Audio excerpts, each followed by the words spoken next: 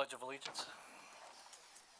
Pledge allegiance to the flag of the United States of America and to the republic for which it stands, one nation, under God, indivisible, with liberty and justice for all. Thank you for joining tonight's session of the Irondequoit Planning Board. Please be aware of the fire exits. They're to your left. In the event of an emergency, please move in a calm and orderly manner, and please take the stairs and not the elevator. The meetings are recorded by the secretary for the purpose of a record and minutes. So if you're at the podium, please, each time you're there, please identify yourself and speak into the microphone. We will follow the items in the order that they appear on the agenda. There's extra agendas near the door as you come in. And after the case has been called, the applicant and or representative shall come to the podium, identify him or herself, give his or her address, and then present the case. The planning board members will then have an opportunity to question the applicant. If this case is a public hearing, it will be open for public input, at which time anyone wishing to speak to the board, and please direct all questions to the board, not the applicant, regarding this application, please come to the podium, identify yourselves along with your address and any questions only to the board. Once all public input has been completed, the applicant or site representative will be given an opportunity to respond to any of the public input. Once all public input has been completed and all questions have been satisfied, the case will be closed to the public input and the board will then move on to a decision. No further input will be allowed after that time. And with that, please call the first case. Thank you, Mr. Chair. First item on the agenda this evening is case number PB 1911-1. Upon the matter of request by Vital Signs, acting as agent for Reliant Community Federal Credit Union for signage approval to install window signage on premises 625 Titus Avenue in a mixed-use commercial district.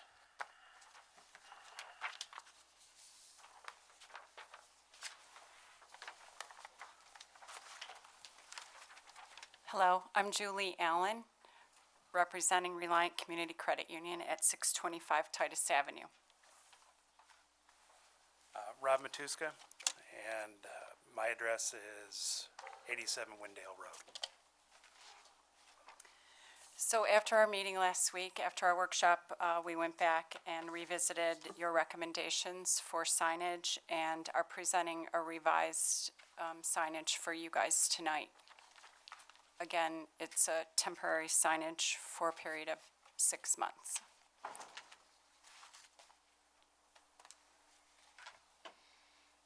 You want to just explain to us what the signage is for the folks at home that weren't here at the workshop? Sure, so this is a vinyl sign that would go on the exterior of Reliant Community Credit Union located at 625 Titus Avenue. It's perforated vinyl so that you can still see through it from both the inside and the exterior.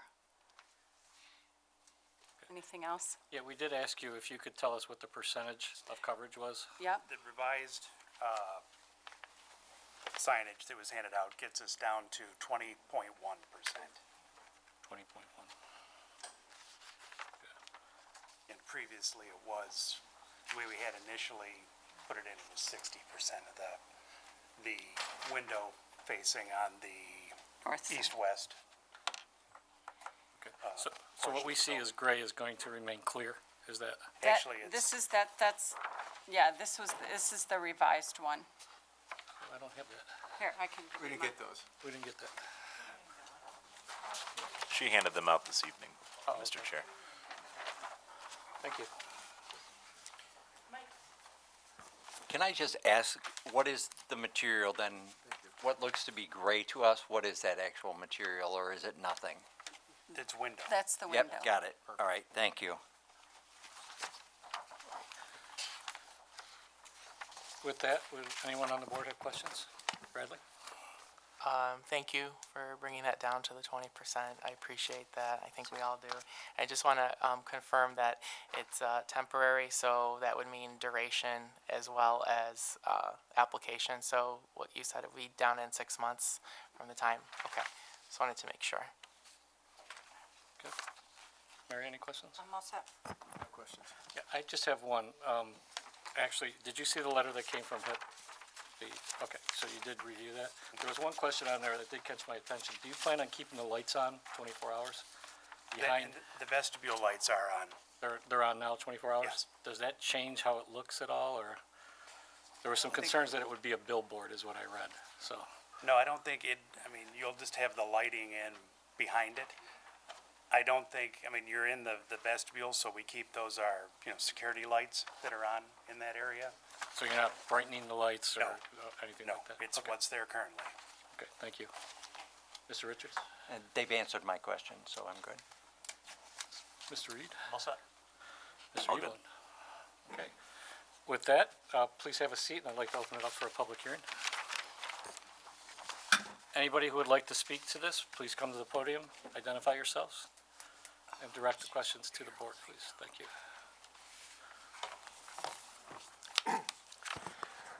Good evening, Jeff Goldblatt, 128 Parkside Crescent. I am a founding member and co-chair of Helping Arundequoit Plan for Progress, the HIP organization in our 21st year of success.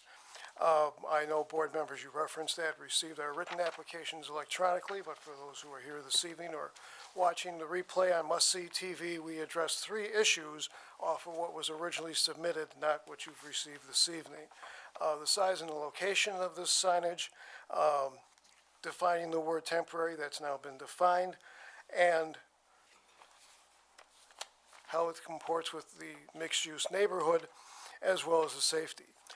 We appreciate the fact that Reliant has compromised on this a little bit, and one thing in our letter which we noted, this type of signage is not addressed in our code. This is fairly recent, as opposed to printed lithographic signage or things of that nature. And we stated that we were concerned that this would set a negative precedent for future applications of this type, is the phrase that jumps off the page. In looking at other businesses that have this same type of signage, I don't recall them coming in, submitting any kind of application.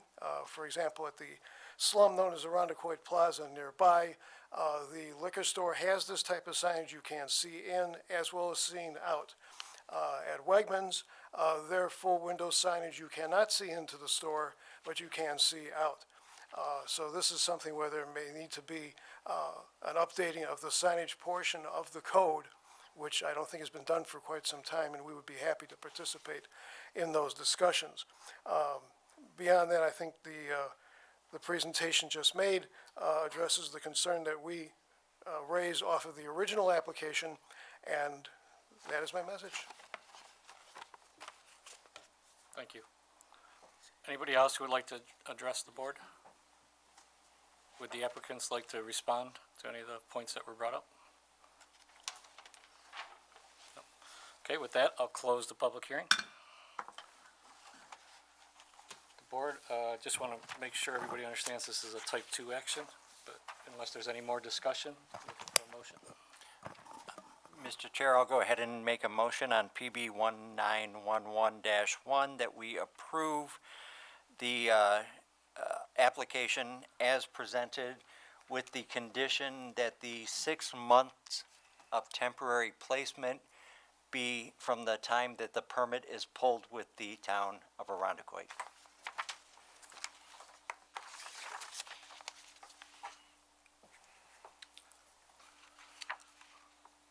How would you like that set again, 6 month? You said 6 months from the pulling of the permit with the town. Why not from when it's put up? Because I can measure when the permit is pulled. I can't measure when it's put up. Fair enough. Okay. Okay? Do I have a second? Second.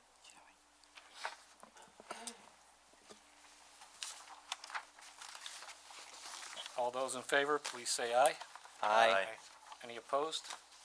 It passes. Thank you. We wish you continued success in Arundequoit.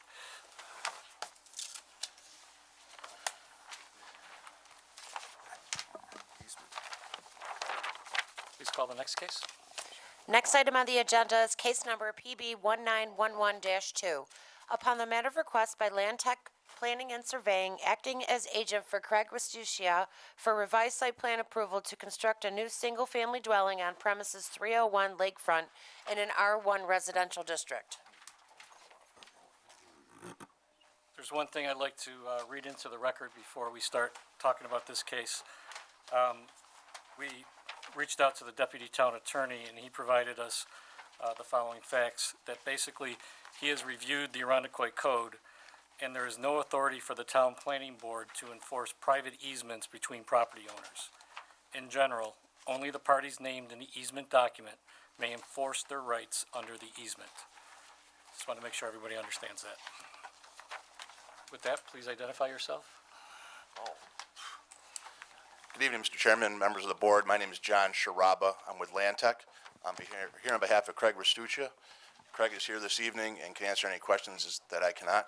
Also, Mr. Dan Mastrella is here, and that's Greg's counsel, and he can assist as well.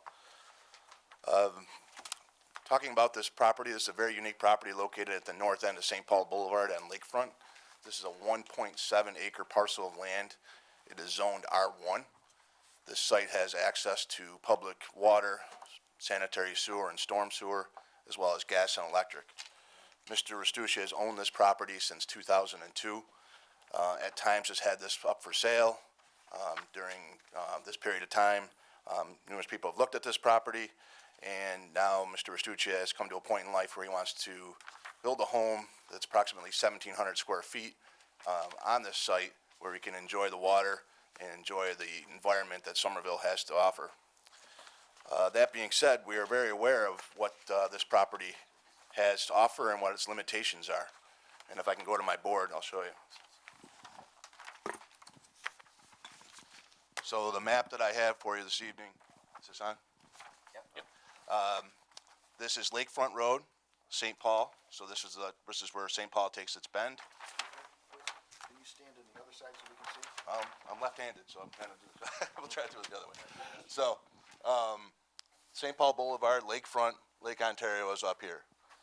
The Washington Avenue, this is our eastern boundary. Washington Avenue extends to Lake Ontario. As I said, this property is in red and is 1.7 acres in size. But there are limitations.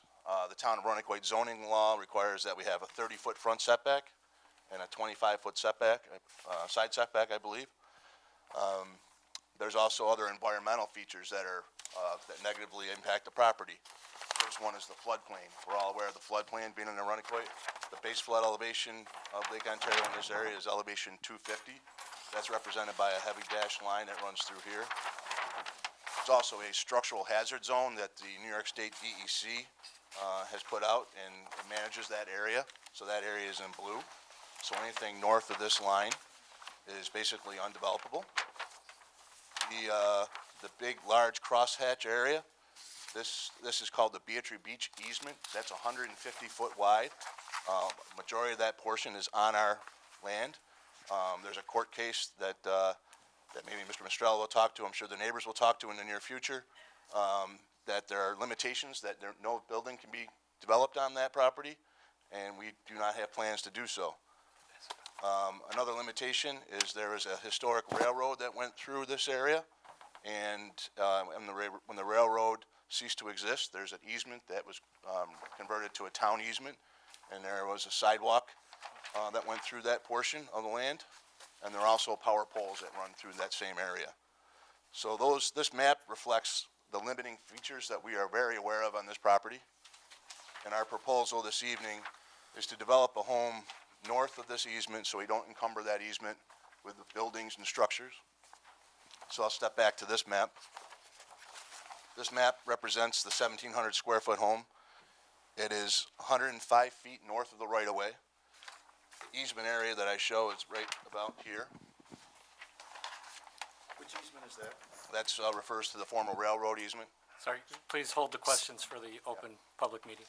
So we show the proposed house, garage with a configuration with a loop driveway. This is due to the fact that Lakefront's a one-way road, so means of access. We have changed this plan slightly from what was submitted Based on the workshop meeting, we've moved the house a little further north. We've reconfigured the driveway so it doesn't impact the easement as much. Mr. Verstucci also is, like I said, trying to enjoy the environment that's there. So he's got a lot of, instead of a sea of asphalt, we've incorporated pavers and things such as that. The proposed house is a one-story house, so it's not a 2 or 3 story house. It's a slab-on-grade house. There's proposing no basement.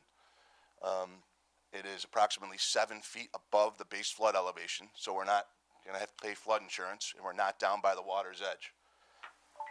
We've also taken steps to push this house as far west as possible, but not encumber the easement that I described before in purple.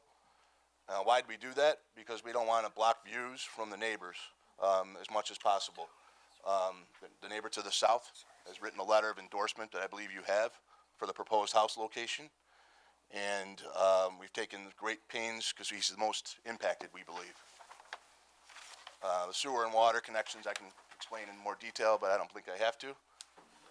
But we really took a good hard look at your comments based on the workshop, and I think we've modified the plan to address those. So that's a brief overview of the plan, and I can address any questions you have.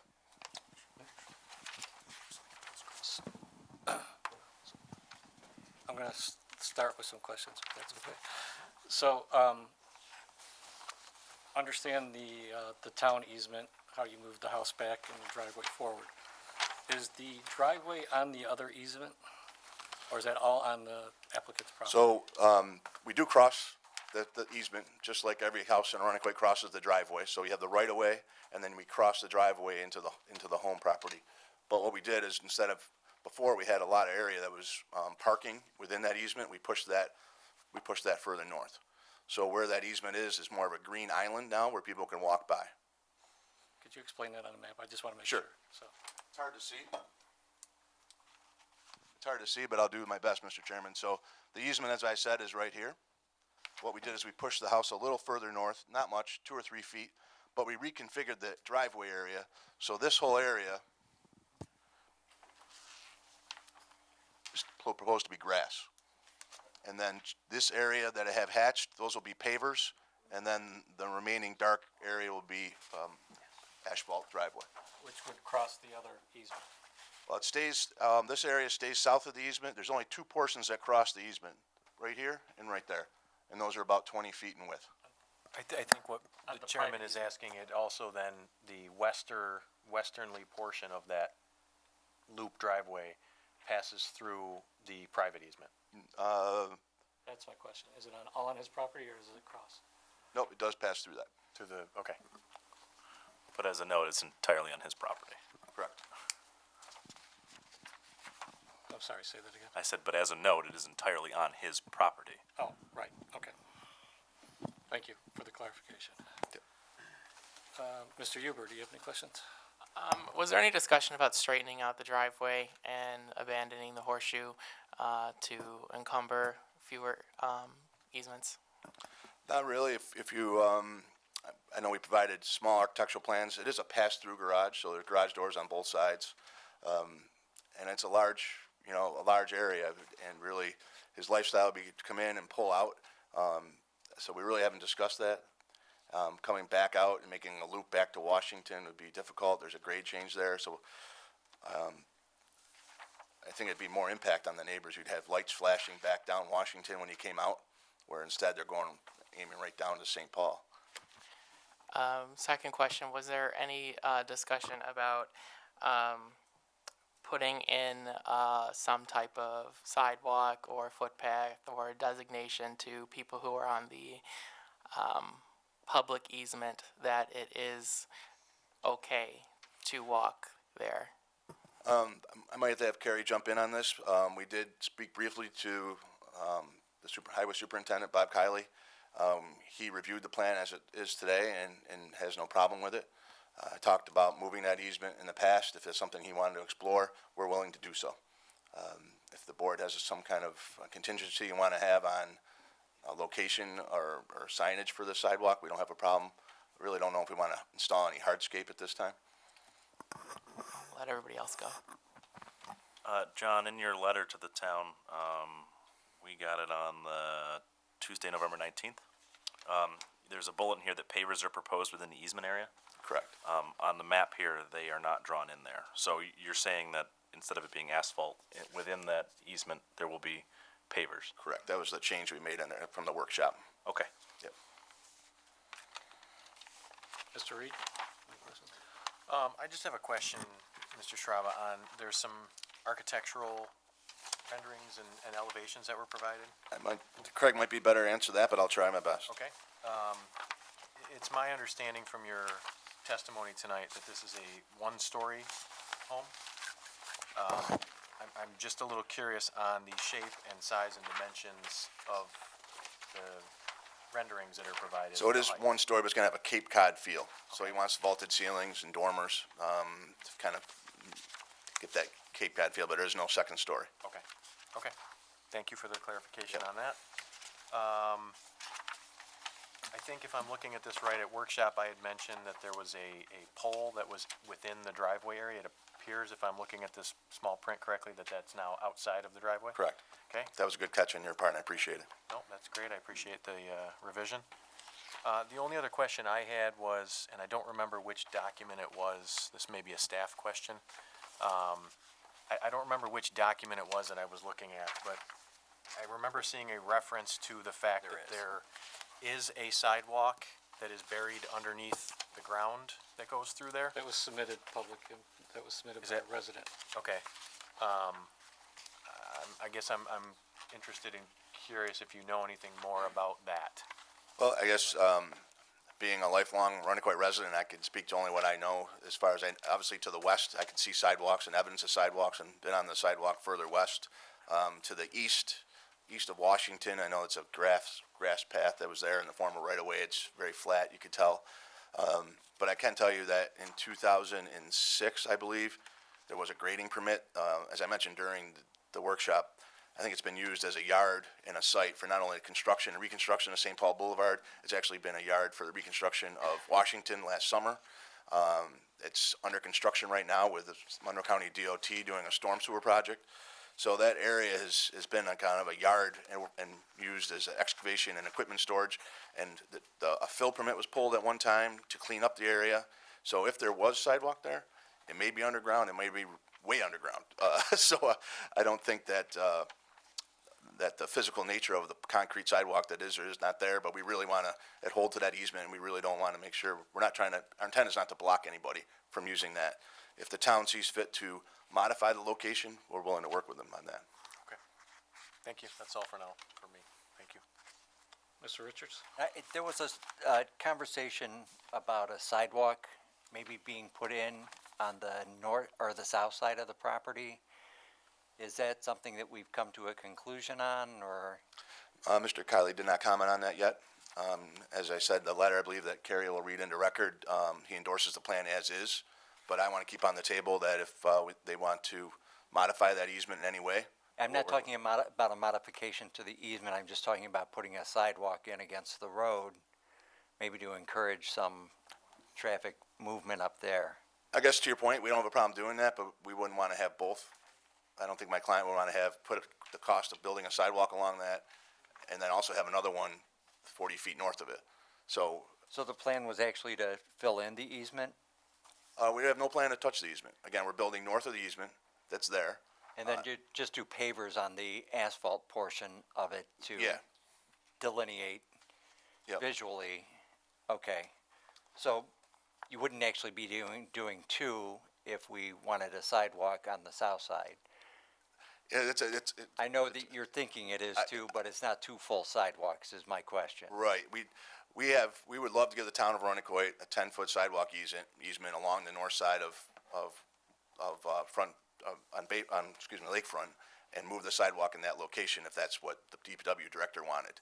At this time, he doesn't want to do that. He just wants to maintain the easement as it is and make sure that we're off it. And his letter that I believe that Kerry has endorses the plan as you're shown. Okay, and then we've got, all that area where it says, on my drawing, it just says no parking in easement Yep. area. I'm talking about the stuff that's south of that lettering, that's all, vegetation and lawn and. Yep. Okay, and then also in that little circle in between the pavers and the, That'll be lawn as well. asphalt, okay. That's all I have. Sure. I thought, before we go much further, I'll read that memo into the record. Oh, thank you. So this is from the Office of the Public Works, and it was dated November 25th. It says, "In response to the redesigned site plan submitted to the town on behalf of Craig Restuccia, the owner of 301 Lakefront, the Department of Public Works offers the following comments. The redesign moved the house further north, and now with a bisecting driveway through the town easement. The potential for the walking easement being blocked is greatly diminished with the new design. The DPW does not have any issues or concerns with the revised site plan." I don't have any other questions. Mr. Palamo? Ms. Hollenbeck? Not right now. So to clarify, the portion of the driveway that will be in the easement will be pavers. But the rest of the driveway from that point up is pavers. So I don't see how it offers any delineation. It's just moving the break up further. So I'm wondering about a totally different material in that area that is neither paver nor asphalt, because that would offer a more clear delineation for the easement. I think that's a great idea and a good point. So the asphalt is going to extend to the north from Washington, and we'll stop the asphalt at the southern limit of the easement. Then we'll do a paver within the easement that's a different style and type, and then continue pavers further north of the easement, so it's very clear on both portions. I think that might work well. It's a little nicer. I do have one other question, or just a comment. You're aware of the memo from Monroe County? Yeah, we received the memo today. A lot of these, again, are speaking to the DEC issues and floodplain that I've already addressed, and I don't see any problem with the comments. Great, thank you. Any other questions? Mr. Schroeder, please take a seat. We'll open it up for public hearing. Thank you. I just want to remind everybody, as you approach the podium, please direct your questions to the board and only the board. Thank you. And identify yourself as you come to the podium. Open up the public hearing. Anyone who wants to speak to this matter, please come to the podium. My name is Tim Sengel. I'm an Arundecoit resident. I live at 5 Galewood Drive, Rochester, New York, representing the family home on 82 Wabash Avenue. I oppose any building north of the sidewalk. The sidewalk has been there since before 1918, shows up on the maps, shows delineation as well as surveying sites for the sidewalk. The fact that the sidewalk has been buried over the last 10, 15, 20 years has no bearing on the right of the peoples of Arundecoit using that sidewalk. Who was supposed to maintain it, we don't know. If we build a home north of it, that will impact the line of sight for all the other property owners along the lakefront, and that will impair their view of the lake. Also, we've had problems in the past where people, new owners, come into the district and they said that, well, this is my property and this is my beach rights and you can't go through it. So if you build a sidewalk either south of this proposed home, there's going to be conflicts. And that's not something that we all look forward to. And there have been court cases that have been adjudicated about building on this particular location. The reason it's vacant now is because it's been vacant for probably 200 years and no one has built on it.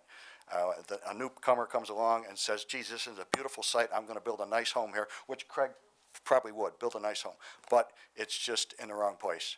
If you move it back behind the sidewalk, there should be at least a setback from the sidewalk, which is 10, 15, 20 feet, so they're going to be walking by his living room, especially if it's a Cape Cod. I would suggest that no sidewalk be constructed along, it's called Beach Avenue in some places, it's called the Ontario Boulevard and other maps, that nothing be built blocking that sidewalk. Even if you propose a new sidewalk along Beach Avenue, then who would maintain that? Any sidewalk that's built in the town of Arundecoit, who maintains those sidewalks? Monroe County? I don't know the answer to that. But if Monroe County has neglected to maintain this sidewalk, which was built approximately 100 years ago, then they are responsible for maintaining it now. And the lighting that's there currently is on poles. The poles would most likely have to be moved, but if you look at old pictures, there's a different type of architectural type lighting along there, because it is a passageway for hundreds of Arundequoit residents. They may not use it all the time, but they have implied right to use that sidewalk. Thank you. Did you say the lighting's working right now? There's lighting now, I believe it's halogen or something like that, but it used to be the old shaded light with actually light bulbs in it. And then there's been an issue in the past with noise of people on the beach. Property owners have contacted the town of Arundequoit to prohibit people from being down there, and signs have gone up, handwritten signs, and others have been posted on trees, no beach access. Well, there is beach access to the entire area, through the residents north of Colebrook Drive. Thank you. Thank you. Anyone else who would like to speak to the board? Just come right up. You can form a line if you like, just to make it go faster. Hi, good evening. Robert Kilpatrick, 40 years at 5109 St. Paul Boulevard. My house is part of the Beach Tree Track, which I was just given this as a little example of a 1925 survey with the 72 properties that are in that. Multiply that by 2 or 3 people that are living in the properties. You have over 200 people that use that easement, not all at once, but they use it all the time, including midnight strolls and all sorts of things, because it reminds you of being on the shore in the Carolinas or wherever, except the weather, okay? The ruling that came out in, let's see, 1983, I think it was, basically with 75 people as the complainants, verbiage was put into the Supreme Court document here that you guys need to reference for decision-making, that such construction improvement operations enjoined with the resultant financial loss, should it be held that such construction does indeed interfere with the rights of the defendants to the use of the beach of Lake Ontario, as foresaid. Legal speak, I understand, but it absolutely brings up the fact that we are all, the residents, the property owners are there, are going to be encumbered because the value of our properties are going to decrease with any buildings going in there. And certainly that's been a big selling point for the properties, is the fact that that easement in a beautiful way that we can go up there on the shore at any time. Freedom, okay? That's what gives us. The previous owner of that property, by the time they got down to architectural drawing, I think the architectural drawing at that time, not tonight's proposed drawing, but would eliminate any sort of code that Arundequoit has adopted for a private residence. It was too small. And then the other thing that was a big prohibitive factor of this, the fact, and it's even more so now, with all sorts of electronic motion dispensers and like this that would be available for this person that wants to build there, is the fact that they can have motions, and I would want if I built there, because there's going to be hundreds of people that go by looking into my windows, looking, you know, it's going to be that close to proximity. So basically the lighting is going to be going off during the night all over the place. And certainly that's going to be decreasing the life of all of the residents down there. So appreciate your evaluation, but I think it's things that we should think about before we're allowing it. And again, substantiating Tim's dad was a great Somerville historian that he could actually go into more detail. But I think if you go up on the second floor and you look at the maps, the sidewalk, certainly on this 1925 map, your survey map, is certainly right down there. It's unfortunate over the years that the town hasn't stepped up and rebuilt that. And because the sidewalk has been destroyed by various nefarious individuals over the lifetime that I've been down there, but it still should be, it's in the plan, so. Okay. If you'd like to submit that for part of the record, please give a copy to Okay. Michelle. We'll make sure we all get it. Thank you. Michelle's over here. I gotta get approval. Oh, Jill, do you want that in? Do you need that? You need a copy of it back, or? Go ahead. You can pass it around to the board too, so we can all take a look at it. The judgment, you need that too, or? Whatever you want to submit, that's fine.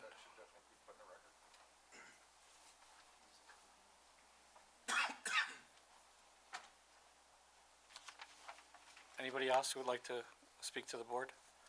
Please don't forget to give your name and address. Tara Jones, 37 Somerville Drive, and as a resident of Somerville since 1972, I can definitely say that that easement does get a ton of use, and the summertime traffic, foot traffic, bicycle traffic down that area, it's pretty extensive. I mean, we use it every day, and I know that, you know, when people, they have their ideas and they want to be friendly, and I fear that it would take away some of the charm of that area and using that particular portion of the beach.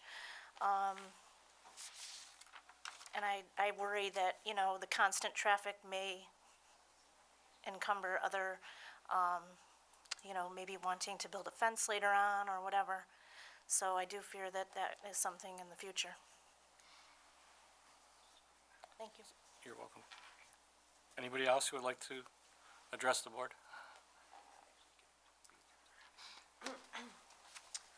Hi, my name is Diane White, and I live at 873 Washington Avenue. My house is known in the neighborhood as the Harima House, Harima's Market. It was built in 1910. I wasn't there at that time. So what I wanted to bring up is, you've heard a lot of the residents talk about, you know, the fact that this easement is being used and used every day. I use it multiple times a day. My house faces this property. And Joe's house is right in front of my house, and his house is directly across the street from where this property is. The person who's building here is very well aware of all of the easements. He doesn't deny that fact. But the fact that is that what he's about to do is going to impact people, a lot of people in that area, not just our property, not just our you know, the value of our property, but the whole reason we went down there in the first place. There's people that have lived there all their lives and have passed it down to their families because there's no place like it. I moved from New York City back to Rochester. People thought I was crazy, and the reason I moved here was because of Somerville, was because of that particular area, and living there and growing up there and hanging out with my friends in Irondequoit and getting kicked off the beach and doing all those crazy things back in the 80s. But it was a very special place, and it left a big impact on me. Since the sewer, okay, so we had a sewer. We thought this was going to be the best thing since sliced bread. Oh my God, we're getting our sewers redone. So then what happened is the contractors came in and they had a whole bunch of debris. That debris ended up being a driveway. That driveway was put in by the owner's arrangement that he made with a contractor without any knowledge of anybody else in the neighborhood and no permit having been obtained. That driveway is in place today, and it clearly blocks our access to the beach or to the easement. And in fact, cones were put up to tell us to go around. Now, I called and I filed a formal complaint against this, and I said, you know, no dumping. That's against that. You can't dump without a permit. You can't put a driveway without a permit. Why is this being allowed? Oh, we're trying to work with him. Listen, you know, I think we've heard the expression, nobody's above the law. But my concern is this. If the driveway is going in without a permit and it's blocking our access now, my fear is that regardless of what the intention that's being presented to the board, my concern is that what really is going to happen? And who's going to enforce it? And if you want to take a look at what that driveway looks like, I got plenty of pictures. I got a whole bunch of pictures here. Not only do they show how the driveway is positioned today, that with no permit, by the way, and the cones put up telling us that, oh, you can't walk here, you know. And then on top of that, there's all kinds of debris that was put in here. It's not some stone that was laid down that was going to be later used. There's chunks of asphalt in here. There's broken conduit in here. There's dangerous stuff in here that's in this driveway that should never been allowed to have been put there in the first place. And so that that is why I am so concerned about this house proposal. We have not seen any of the dimensions. We have not seen a true drawing of what's going to happen. And we've been given a rendering where the perspective is completely off. Even to a high schooler drawing and taking a first-year art class, that perspective is off and makes that house appear very small in comparison to the property. And if you're looking at a 1,700 square foot property in your house, and you're looking at the property as it is, as it truly sits, that house is far smaller on that drawing than it would be in reality. And so we need to see some true need to see some true drawings.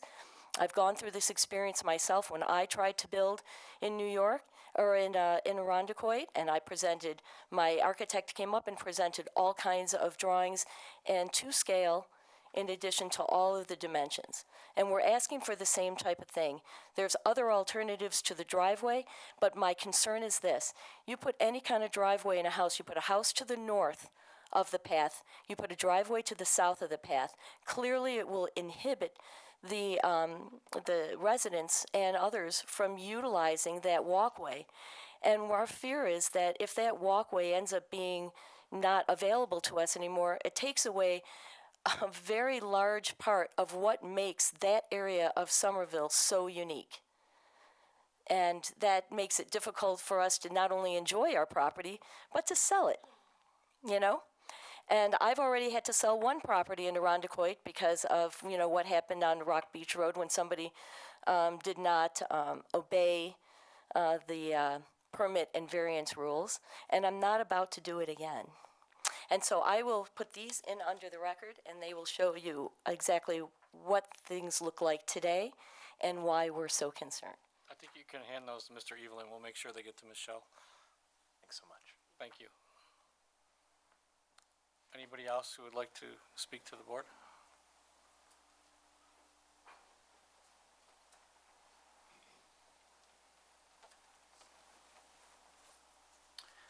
Good evening, Richard Tantello, 5224 St. Paul Boulevard. I just have 3 questions that the applicant can elaborate on. This is very Greek to me as far as information, so 3 questions. One is concerning the water levels, which of course we've inherited over the last few years. And I am the junior member of the Somerville community here tonight, I think.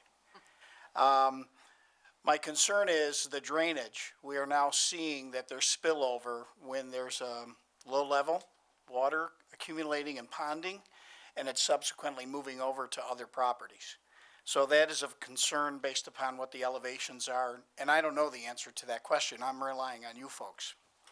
The second thing is, will it have a negative impact on the character of the neighborhood?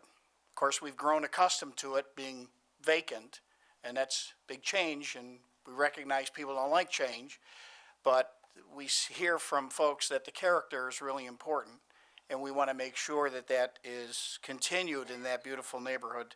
That's why we all chose to move there.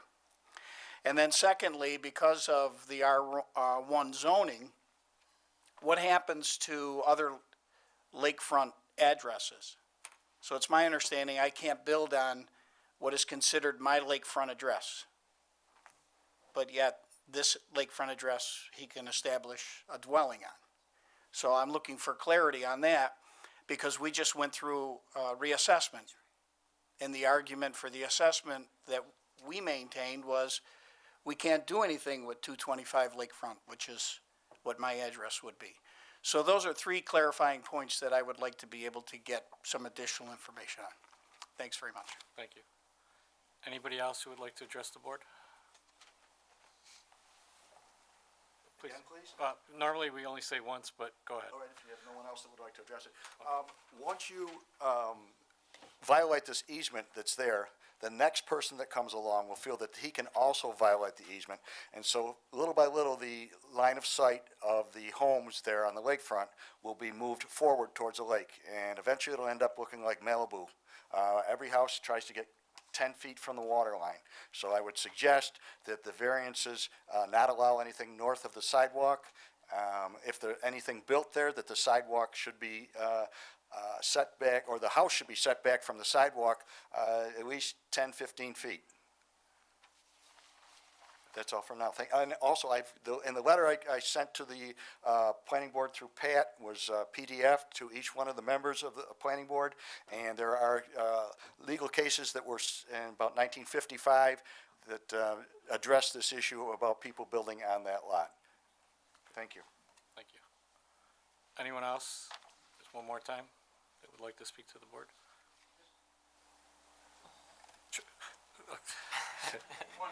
I got myself into trouble now. So, Robert Kilpatrick, again, 5109 St. Paul. I was going to bring up the fact of the floodplain, but listening to Rich and a few other people, Rich lives downstream. For what happened, I think, is going to happen over time, is the fact that that lot has been filled up with garbage, as we have defined tonight, okay, instead of legitimate landfill. And of course, with environmental concerns that we're all facing right now, with flood plains rising, it's going to have a significant impact on the people that are west of that property, because he is built up now. It used to be lower.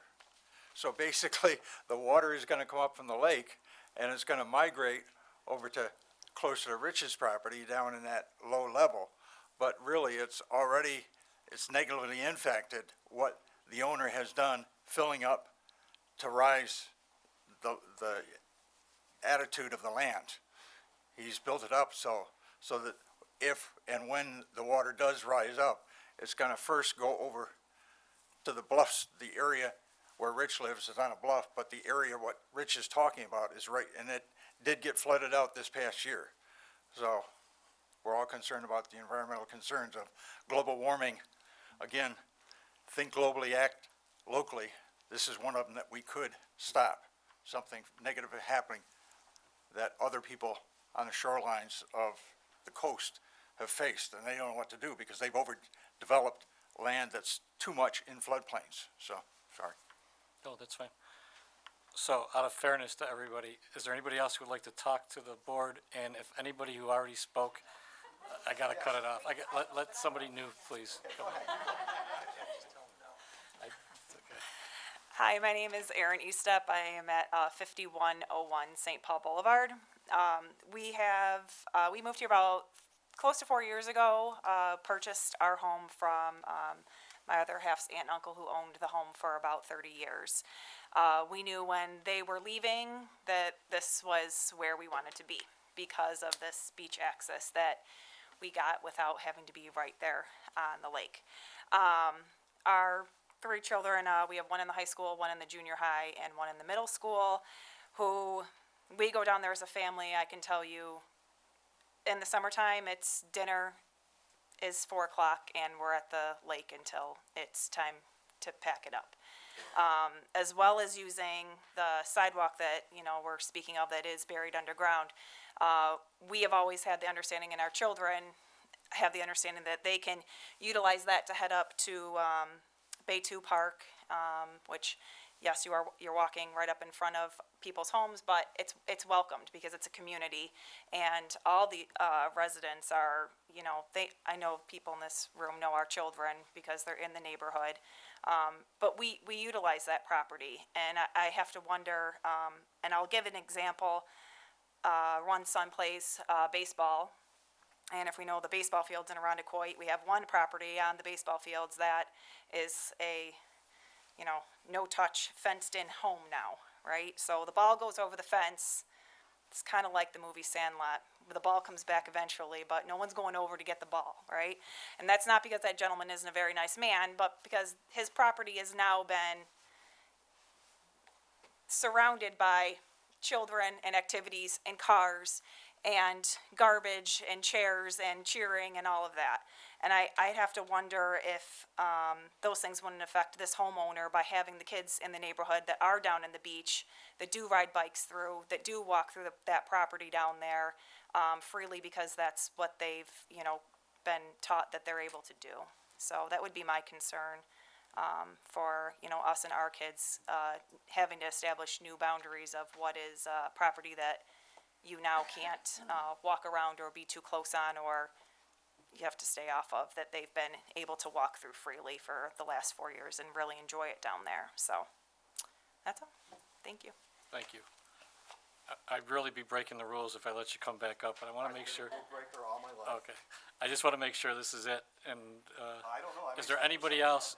It's Well, important that, since it affects so many people, it's come important to the- that everybody is aware of any of the probable, I got, problems. we do have My- processes we follow, so I'm breaking them. Okay. So please, if you do have I'll keep it something else, brief. that's I'll keep okay. it brief. But I do want to ask one question. Is there anybody else who needs to address the board prior to letting them go again? Can we let the other person go first? Sure, and then- absolutely. Sure, thank you. Just want to make sure everybody has a fair chance.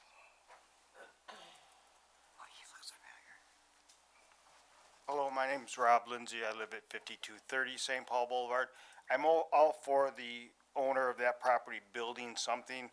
My only concern is building north of the easement.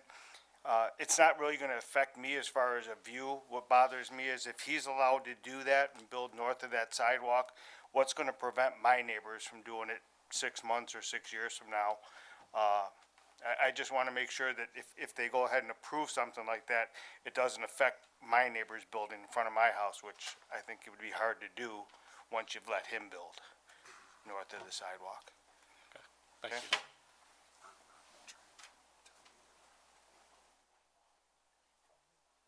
Oh, that's okay. I'll let you come back up and finish your one thought. Okay. And all these site plans that are, Tim Sengel, and all these site plans that are shown up here, it doesn't show necessarily the elevation of the house that's going to be there. It may start out as a ranch or a cape and then gradually get larger and larger. I'm opposed to any building north of the sidewalk, and we have to take into consideration how the setback would be on the house if it is built south of the sidewalk. I think it calls for, what, a 57-foot setback possibly? From Beach Avenue, that would create a problem. And again, the sidewalk, who maintains the We have to sidewalks? speak, we got to stay to what's being Okay. proposed. There's nothing being proposed to what you're speaking about, so it's what it is up there. Okay, but it doesn't show any with the elevation for the property. And he can only go down so far, and he's at the water table. So I guess that the foundation had to be almost to the level it is, the ground is now, which is not acceptable.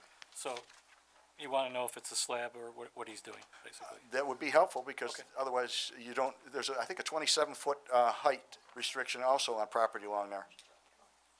Okay. Again, thank you. I'd like to see the entire site plan and the building plan before I would grant any variances. Just to clarify, there are no variances associated with this. The planning board is reviewing this because the property directly borders the waterfront.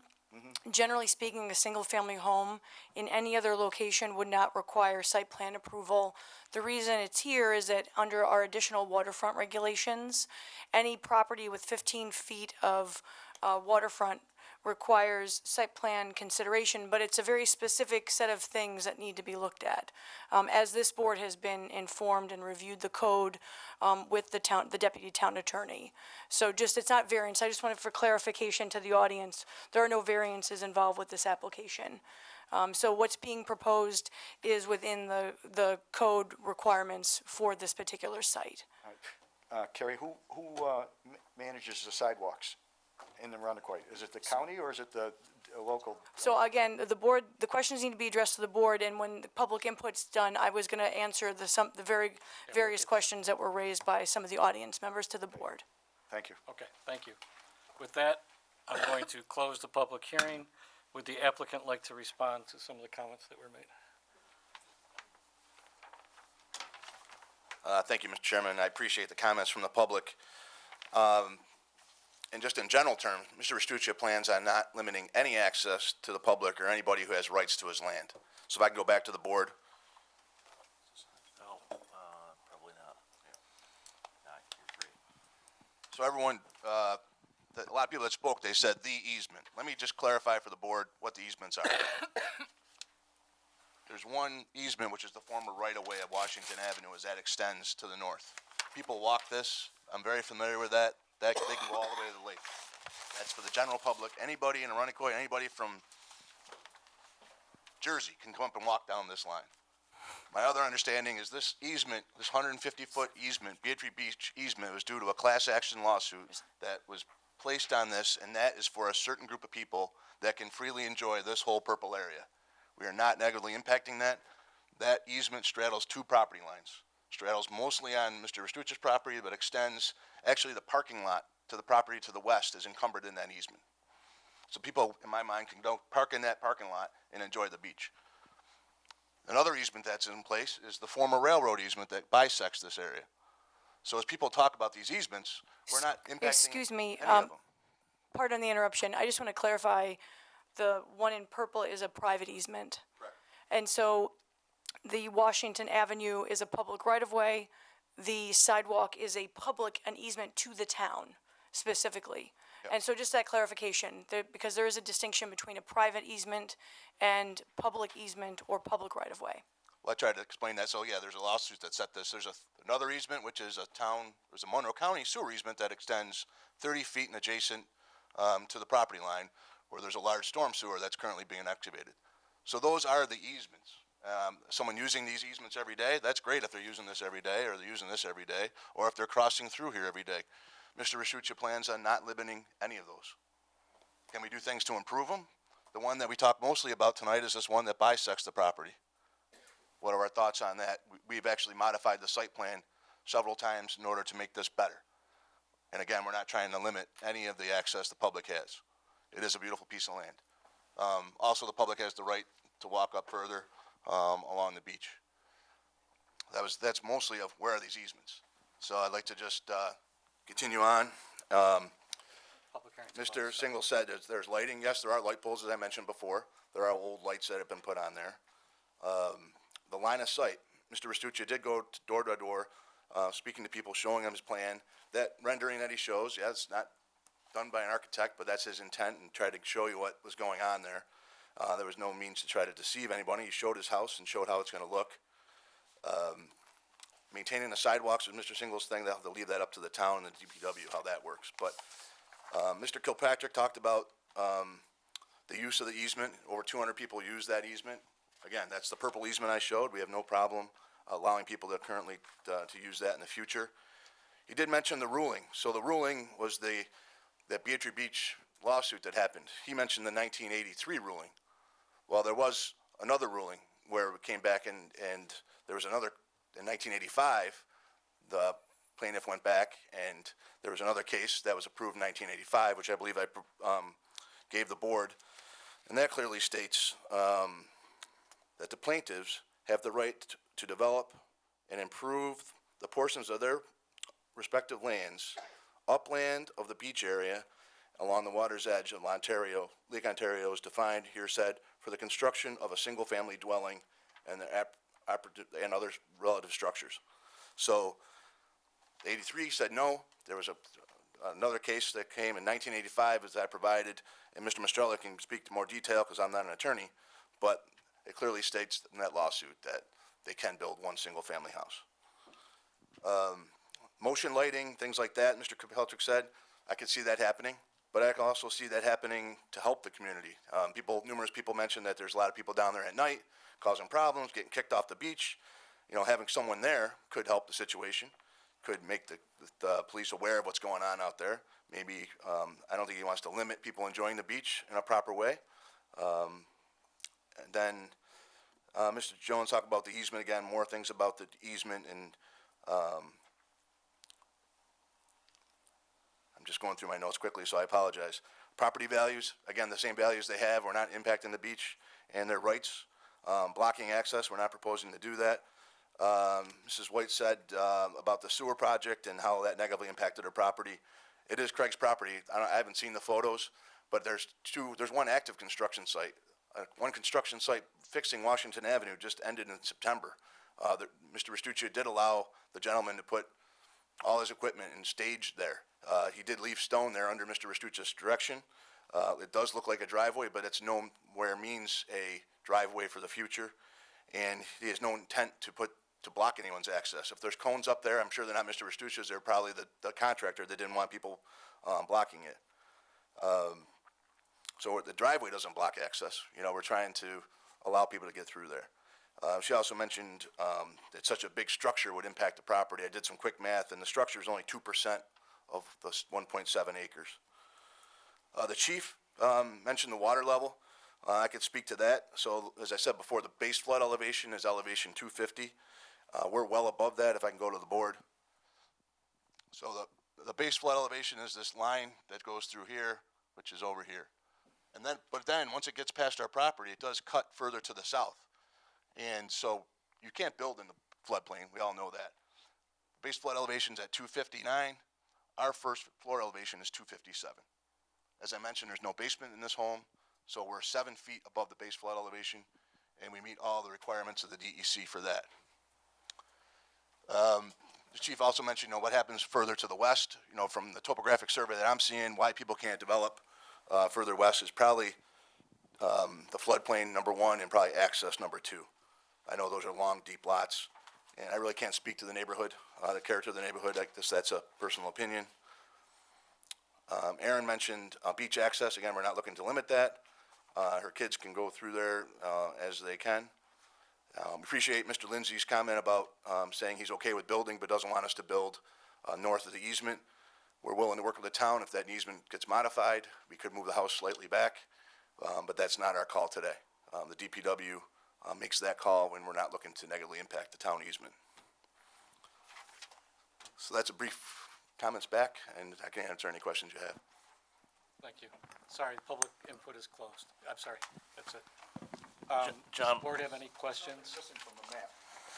Sir, Yeah, please. The comment from the chief was that there was spillage onto other sites. So as the water level rose, the water wouldn't come up this property. It would spill over onto the properties to the east and the west, is the way I understood his comment. Are you doing any earthwork north of where the house is currently built? Are you changing the grade in any way? Yes, I am, and I could explain that if you like. If you'd just take this microphone real quick, that'd be wonderful. Yeah, hang on to that. So the chief has very, very good comments about what's going on here. The area on lakefront slopes from 265 down to 254. So you got about 11 foot of drop that just this road itself. This area is high and slopes as it goes to the northwest. So where the house is proposed is at elevation at 258 up here, and then where the back of the house is, where the patio is at still at 258. So this area is very flat. So we're kind of dropping the house just a little bit, and then the grade changes from 257 down to 252. So we have a 5-foot grade change that's represented in the solid contours that are there. We do show roof leaders that will drain from the corners of the house out. Those are typical construction, but they are just going to drain to daylight out to the beach. So during a rain event, the water's going to hit the roof and then discharge. But we are not changing any of the grade out in the floodplain, not filling area of the floodplain. I think after this is constructed and backfilled and seeded, it's going to look just like a yard, and we're not promoting any water to migrate off our site. You just hang on. That's my only question. Mr. Reed, any questions? Well, actually, I hate to jump in. I actually had a couple Only one questions for question. staff. No, go ahead, Mike. I apologize. You can't limit me. These questions for staff. Number one, are we allowed to? This might be a question for council as well. Are we allowed to use the knowledge of the private easement being there in our decision? Are we allowed to? the town is not able to enforce a private easement. Correct, but we know it's there. Correct, but you cannot make a decision that is the private easement is a private easement. Okay. So my understanding from deputy town attorney and also our town attorney is that the town could not withhold, say, a building permit located in a private easement. We can control, and now in this case, the plan before you is showing no physical structure in that private easement. So, but that can't be a factor, and certainly stop me if I'm saying this incorrectly.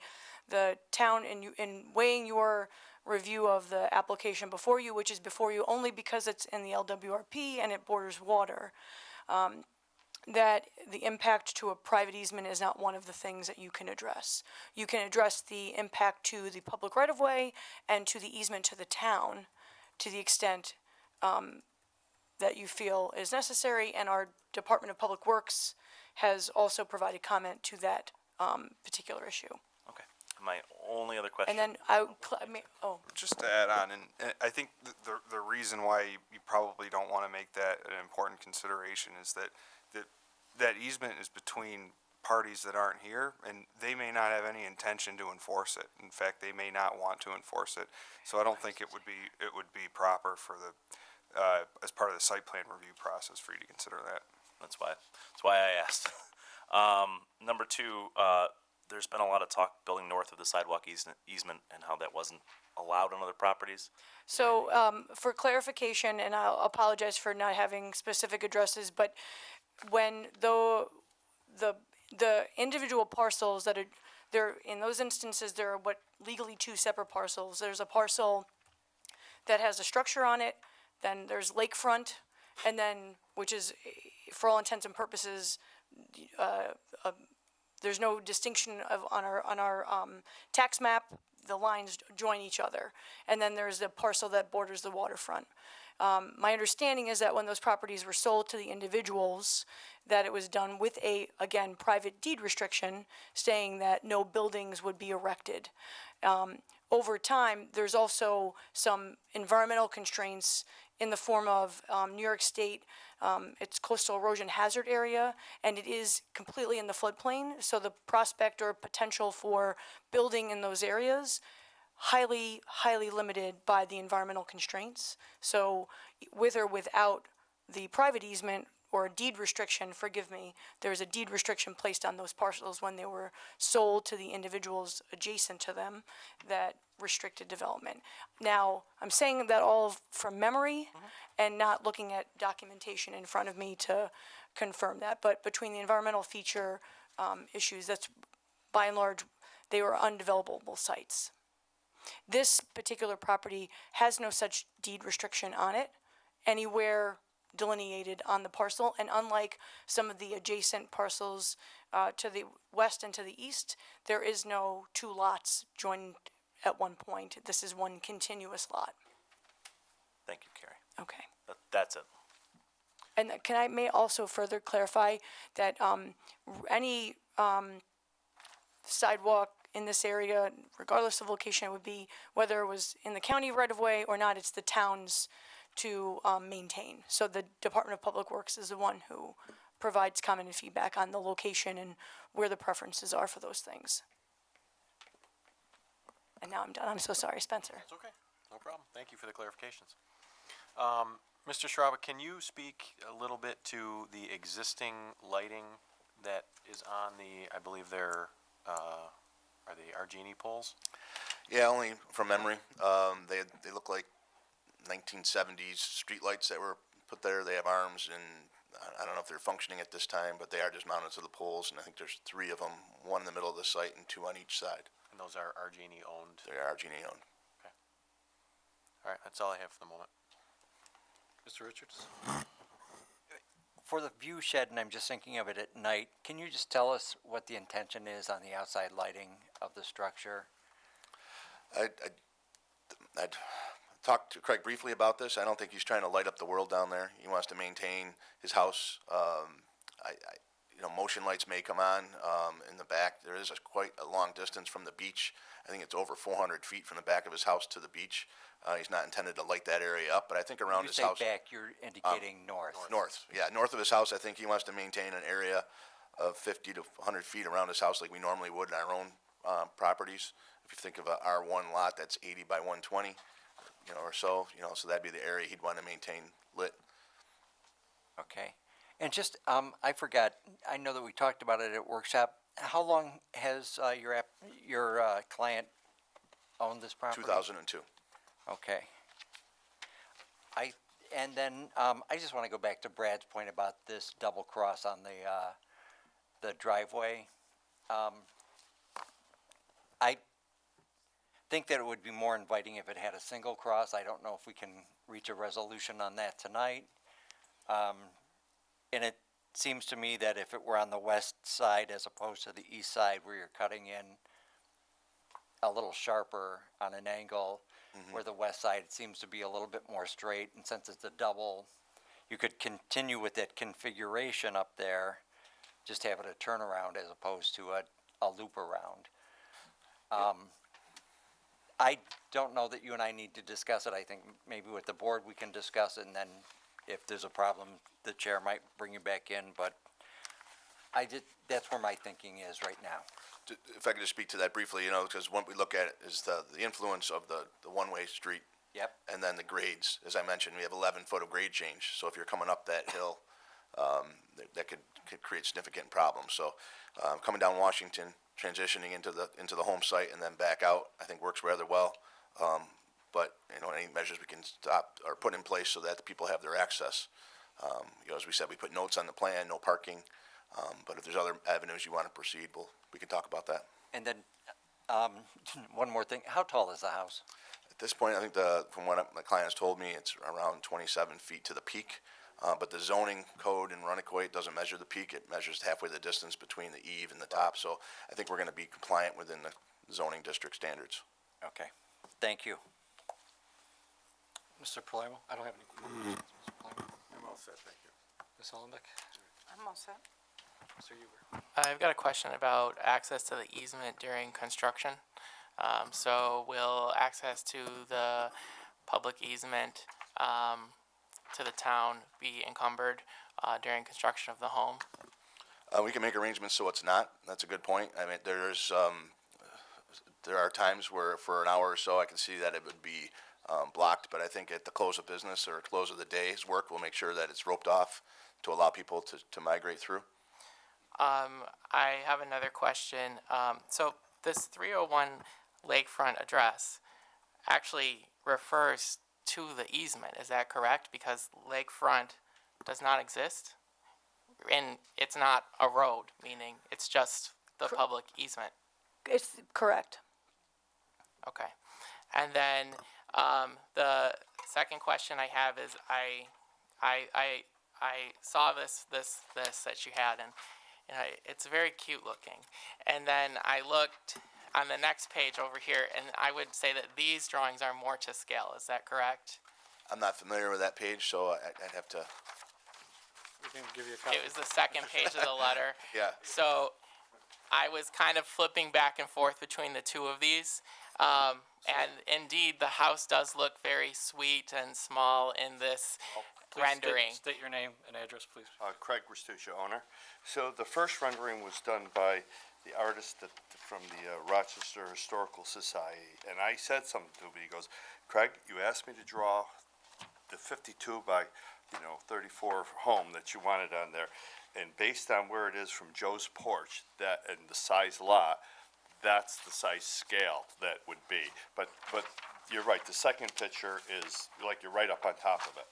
Right. It just looks that's so much smaller because it is a 1.7 acres. Right. It's set back from Joe's porch, but that's drawn from my Understood. across the street. So the big differences that I noticed between the artistic rendering and the more scale drawings were, the placement of the windows on the side of the garage. On that rendering, it looks like one double hung window. On the scale-ish drawings, I see 4 double hung windows side by side.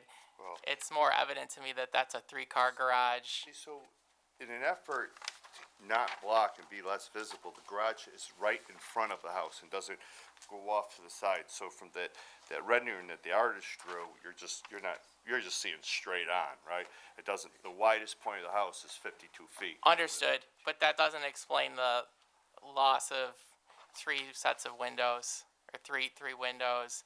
I guess the point that I'm trying to make is that it certainly does look the object of a lot smaller in this picture. Yeah, but the object of the house, the character-wise, I actually think will increase the neighborhood values, by quite a bit actually. But the object of this home was to have that arts and craft Cape look. It's hard. You can't really duplicate my neighbor across the street's house. It's beautiful. It's true arts and craft. Sure. But yeah, we're going to integrate some of that with you know. Yeah, modification. I think that I think the style of the house looks great. I'm just wondering about the size and if these are true scaled elevations, that would really give a Yeah, this- unbiased perspective of the size of the house. And it should be, you know, it's a single-story home, so even with a 12-12 pitch, which would be like the steepest pitch you build, the most you'd be, it's like 26, approximately 26 feet high. Was, you know, I think you said 27, but probably coming at 24, but, you know, somewhere right around there. Okay, so those are my questions. I have some discussion points for. Okay, any other questions at this point, or you wanna start? Sorry. To talk? Mr. Schwab, I think you can have a seat, we'll probably call you Thank back you. up at some point. You said they had more to talk about. Mr. Richards, did you say that first, or you want to talk about? Excuse me, I would never miss the opportunity to speak into the mic. We all know. You were so close to being called out, so close. At least he's honest. The driveway situation, I just think that double crossover onto the right-of-way is not needed. I think that we could actually accomplish, the applicant could accomplish the same thing, which is moving the car into the garage with one entrance and one exit as opposed to a loop around. And I think that that would allow them to have a bigger stretch of the right-of-way for the neighborhood to ease some of those concerns. So you're That was- addressing the public walkway across? I'm addressing, You wanna right, what only is, have one cut instead of two? that would be preferable. I understand why he's doing it, he's got a a garage, and I'll give you, there are some in my neighborhood, but those back doors that open up into people's backyards, it's not double entrance onto the street. I think it's a fantastic design. Do I think that it helps with the neighbors? Not at this moment, I don't. So you're speaking just to the driveway is what your concern? Right. And I guess from workshop, I thought maybe we would have a version of that, that we would look at tonight, but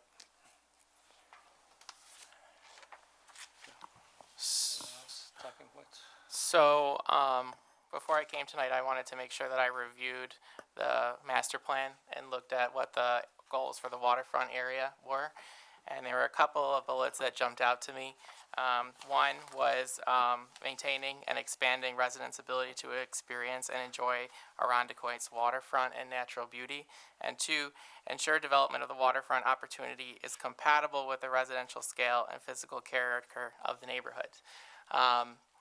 The other thing I did was look at specifically in the code where we're looking from, and the point that jumped out at me for our consideration was considering the protection and preservation of unique and sensitive environmental features, maintenance of the generally wooded character of the shore zone area, and this is the part, scenic views and vistas, as well as clustering site design technique. And the two that I'm really looking at here are the two that have been brought up a bunch of times tonight, and that's that this would be the only development that would be north of this easement.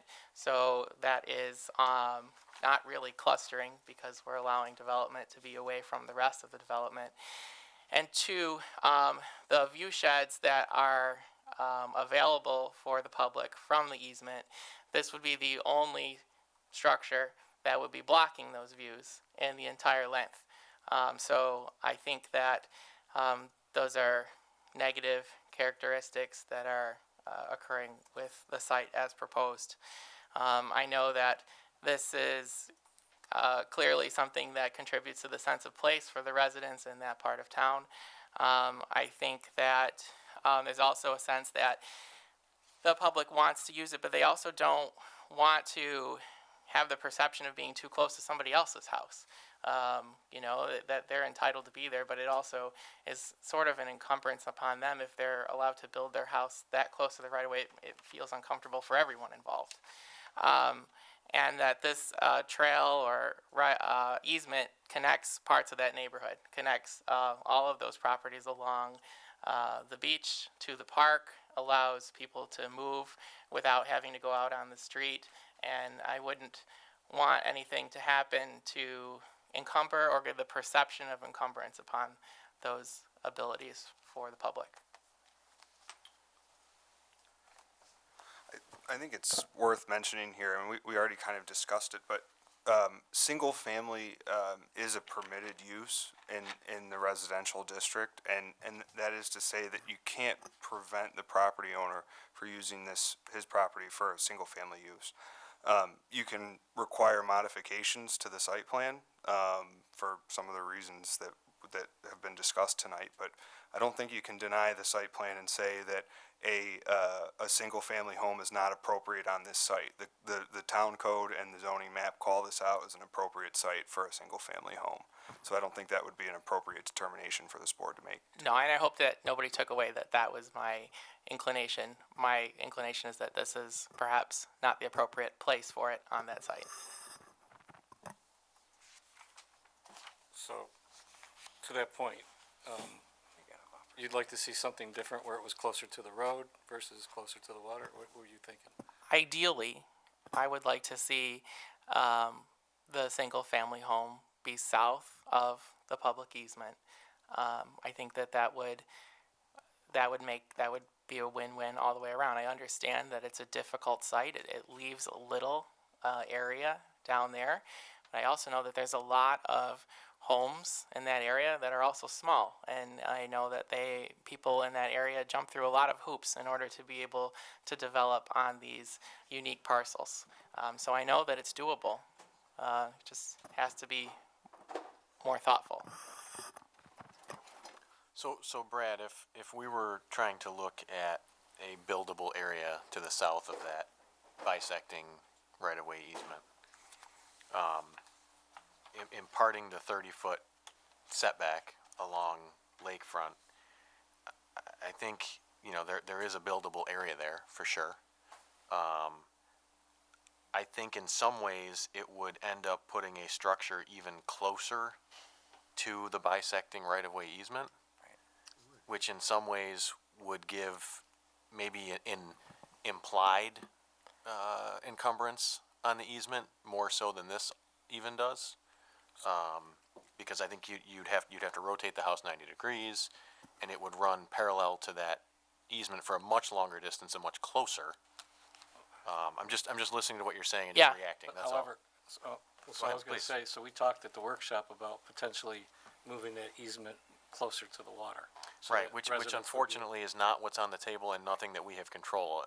I got that. In a perfect world, I think that's a great solution, but we have no Right, ability so to I make think that that's happen. what Alan was referring to. We had these discussions. We thought we'd see something different with the driveway. We thought we might see some further discussions with the town. But No, the easement, I knew that he was not in control of the easement. The driveway, yes, specifically. I hear what you're saying, Spencer, about the location of the easement being then closer to the house if the house were to be developed south of the easement. Why I think it's different is because the consistency of the neighborhood. That easement runs very close to some houses that are built to the south of it, and you just get used to it because that's where you understand it to be. With the placement of the house now on the north side, if you were walking along in this area, which was reasonably consistently close to the houses that are on the south side, it's a totally different context, right? With the house on the north side, the loop driveway, personally, it would feel to me as if I wasn't supposed to be there because of the way that the development was different, that the clustering aspect was no longer there. And I'm trying to stay close to the guidelines in the code, and they're really looking at the views. And so big house or small house, I think it's pretty, any house, I think, with a 3-car garage is a large house. I could fit my house in a 3-car garage. So, I mean, that's a large blockage of the reason that people like to walk on that path. They like to go there because it's close to the water, it's an uninterrupted water view, and there's nothing that blocks it for the entire length.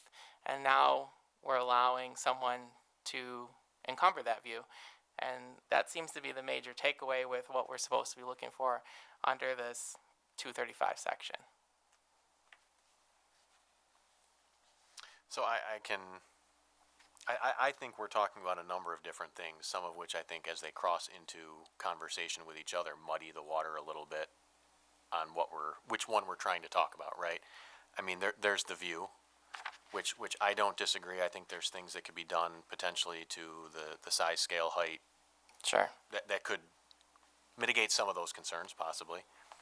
I think there's the adjacency to the easement, the bisecting easement. Yeah. Which I think is a separate issue than the view. And then there's, you know, the access or ability to get to the water, which I don't see anything that's proposed here that would limit that at all. No, I agree. I think that the major issues are setback and views. Those are the two, and those are the two that are outlined in 235. Okay. I don't disagree with both Alan's comments and your comments that I think the driveway could be potentially rerouted or changed to one crossing. I would love to have a garage that I could drive through and drive around and so on, but there's just certain lots you can't do that kind of stuff on. So I think that could be reviewed, and I also think that the heights and the size of the garage and so on could be investigated to try to minimize views somewhat. Those are my general feelings on this. Anyone else have any comments? Build upon the current comments?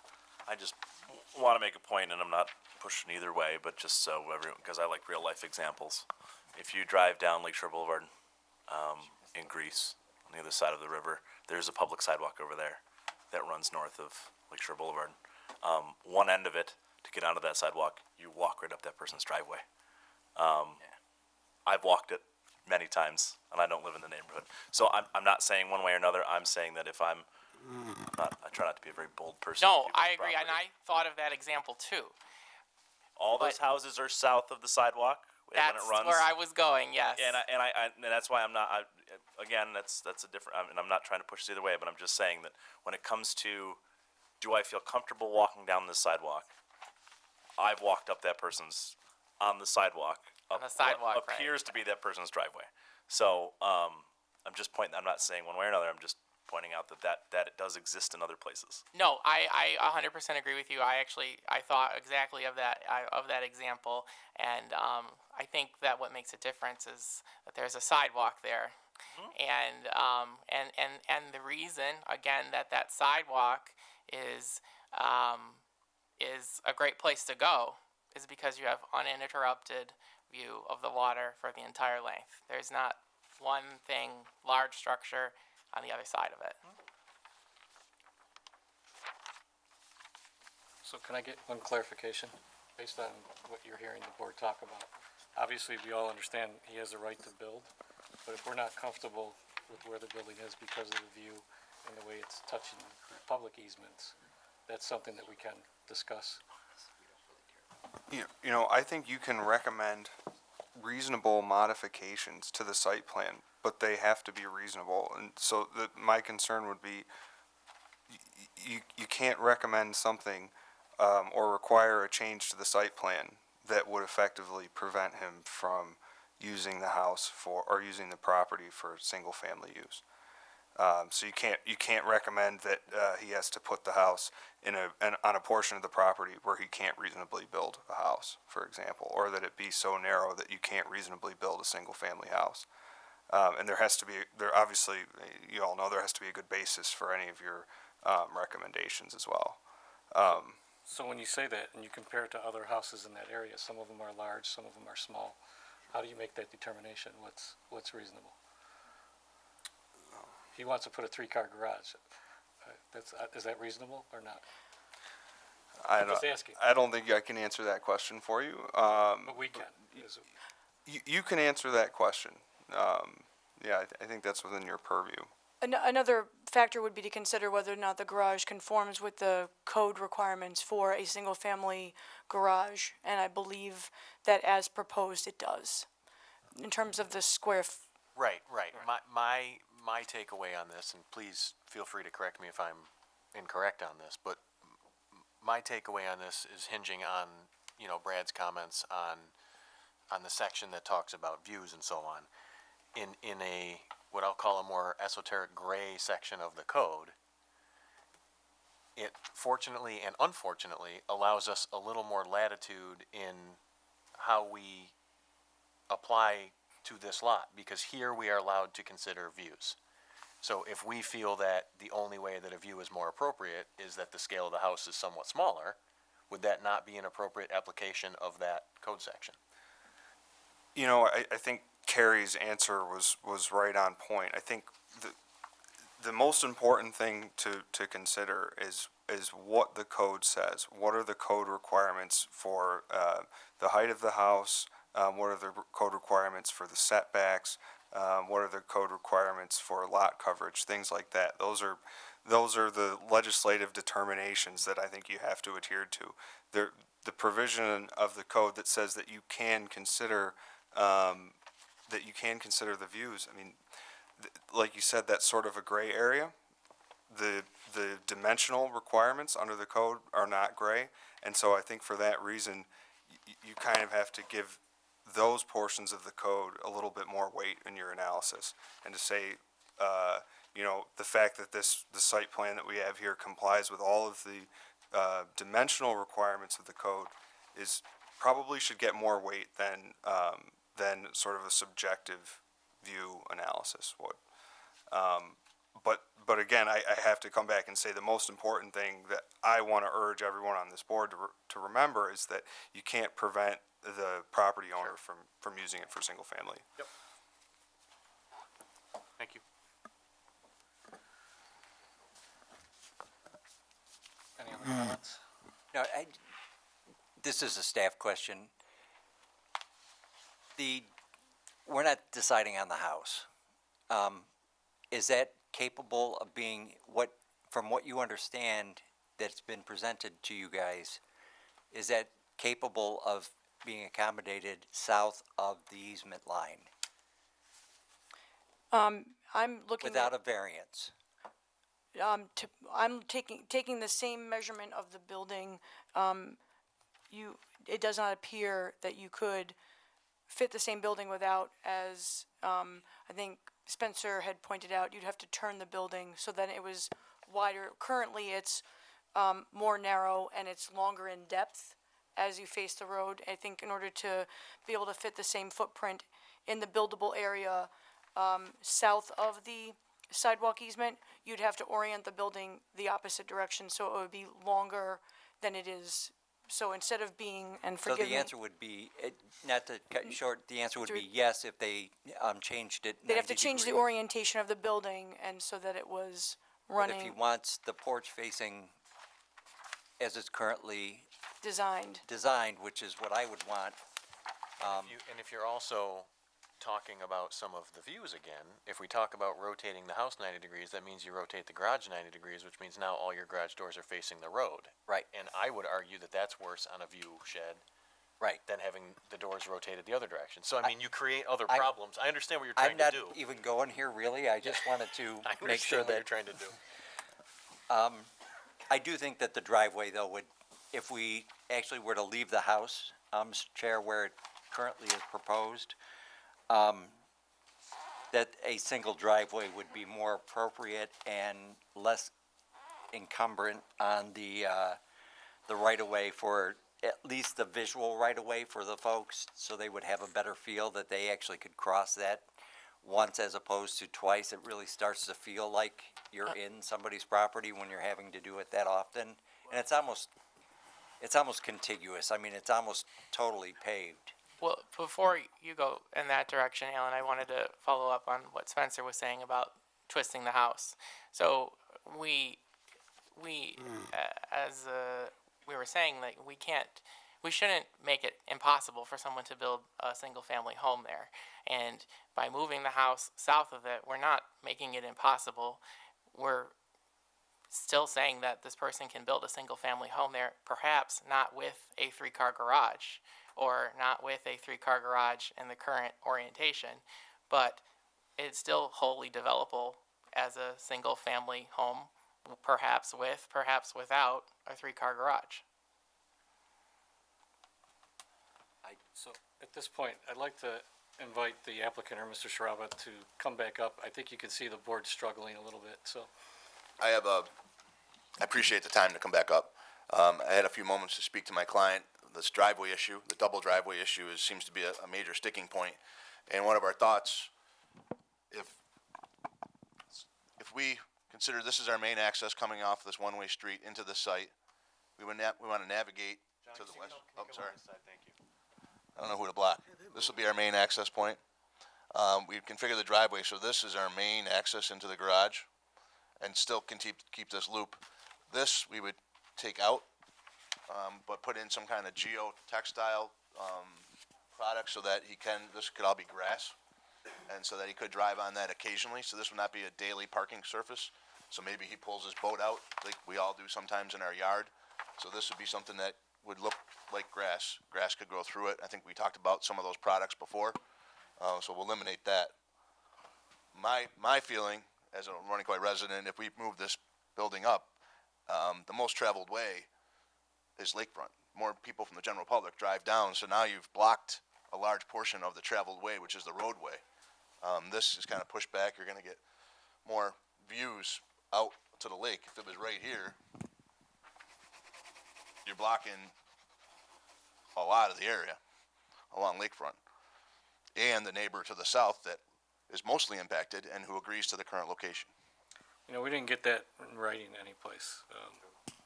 We submitted, I believe, a signed document, Craig. Did we get a document from that neighbor? Came in the packet. I did? I think so. So I guess if that one change, particularly to the driveway, works out for the board, we have no problem doing that. And I think that eliminates the double crossing of the driveway. Could we double check that? Because I don't remember that in the packet. Does somebody remember that? I remember seeing it in the workshop, but I don't remember Do you receiving have a it. copy that we can have? I remember we spoke about it, so.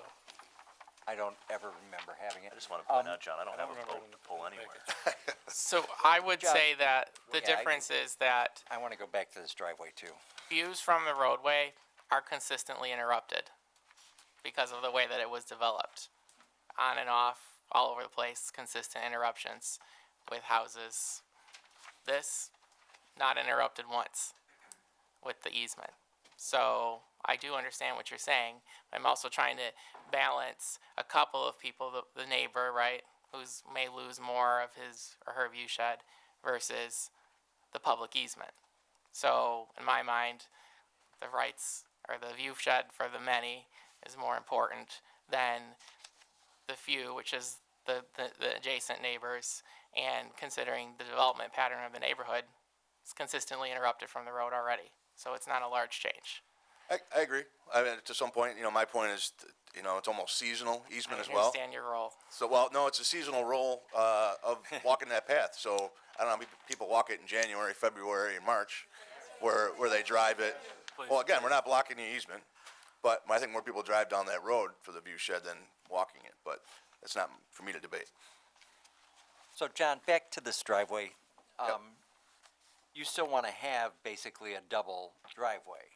You just don't want to cross the easement on the western or the easterly portion, is what you're telling me. Yeah, I think that. How far south then are you going to take that? Currently, we're about, I would say, 8 feet south of it before we get to it. So I could change it slightly. So keep that current pattern. Just take most of this. So I'm going to have a driveway though running along the easement. Yep. And that's what I'm trying to avoid. I'm just very aware of the one-way road. I don't get want my what- client to get tickets going down St. Paul and up a one-way road. There's a police officer that lives close by. So, You can plead mercy. I think that the idea here, if we're gonna allow the house to the north, is to allow as much unobstructed mentally and visually that we can to the south on this easement line. And I keep on hearing over and over again, as you did, about the easement, and I know that they were talking about the sidewalk. I don't think they were talking about walking down the middle of his private property. well, I guess I'm confused by that, because I go back, most of the people are concerned about purple, this easement. This is the big one. And then there's another. Excuse me, I need to ask the audience, just for the purposes of recording, I thank you for not shouting out. It makes it very then- difficult for them to And they have broadcast. so the purple easement is a 150-foot wide easement. They have a 49.5-foot easement, essentially, which is the extension of Washington Avenue. So these are all, and they can get to the lake. Then there's this 4-foot easement that transfers between them. Right, So- and that's so what that- I, and that's the that- point that's of what I discussion. assumed that they were referring to when they were telling me the easement. I had I the don't- same assumption. They kept talking Well, about the there's, sidewalk that that's wasn't why there. when I came up here before, I said there's 5 easements. Which one do you want to talk about? I don't know which ones they were talking about. I think most people were concerned of that blocking their access to the beach. I understand the lateral movement east-west as well is a concern, but I think this is a major one, and making sure you could still go down Washington Avenue. How many people? I guess a lot of people go this way, which that's fine, and we don't want to block it. But I think, I don't know how to assist you more, try to get Well, that's why I'm trying to help signage you on the by easement. talking about Yeah. doing one to the west. Yeah, I mean, one thing we could do is signage to allow them to go through, or come up with some landscape design that helps promote the easement. Yeah, I understand what you're saying. Yeah. I think we're gonna disagree on this one. I think that the single entry and exit point is sufficient here, and you're not. And It's just a grade change, you know, the what we have to accomplish in that short area. Although it seems large in paper, but it's a lot going on there to accomplish that. yeah, I mean, but I think that's a lot easier to change than moving the house south. House would be, variance would be required. Yeah. For any relocation. This plan does not require any variances, and I think, in my opinion, the house would block, a lot more people further south.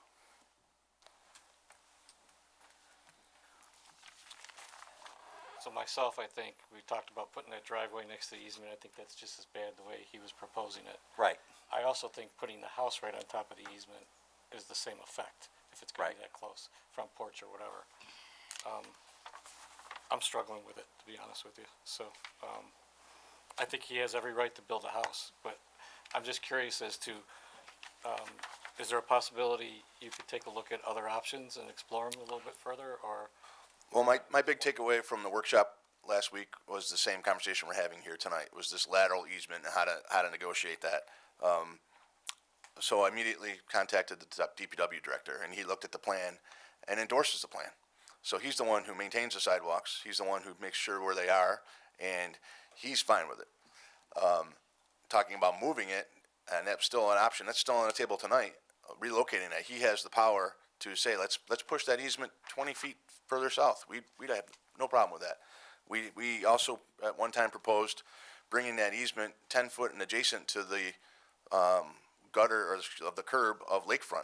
Craig was willing to pay for that. Hey, we'll put a sidewalk there so people can naturally migrate through there.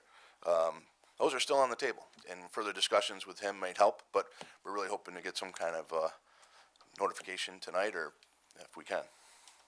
So you want us to vote tonight, whether we approve this or not? Well, I guess I I'm make that asking- decision with my client. I'll have to go to him, but So I'm just asking if you want to take another We're look hoping- at this. And, yeah. And maybe, for your request, not ours, I mean, we can move forward, but there's a lot of discussion here, so right, trying to be fair to everybody. yeah. Well, if you let me confirm with my client, if we're asking to be tabled tonight, or if you want to vote. No problem. We can take a 5-minute recess, can't we? Yeah. At this point? We can do whatever you would like, Mr. Chair. Let's take a 5-minute recess. Great, thank you. And please, public, please keep the conversations amongst yourself during this time.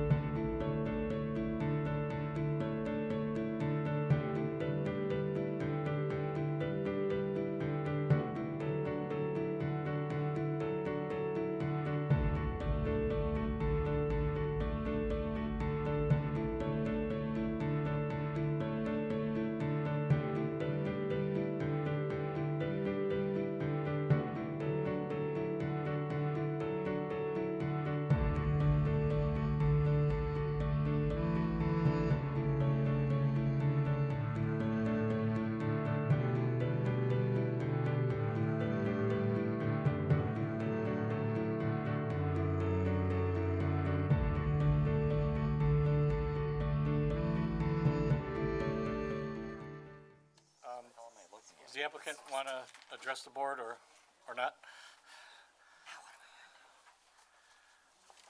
Mr. Chairman, Mr. Restucci would like to say a few words, and then I'd like to make a comment after he's done. I just want to say that, you know, I've owned this property for a lot of years, and now that I'm an empty nester, can have the ability now to scale this property down and take, you know, this house could have been really, instead of 52 feet, it could have been a lot longer and blocked a lot of views, but I've really went through a lot of, you know, I don't want to say sacrifice, a lot of thought into how can I make this the best possible neighbor, okay? And the reason for the garage like that is I own Host 22, which is right around the corner, and I come back and forth a lot.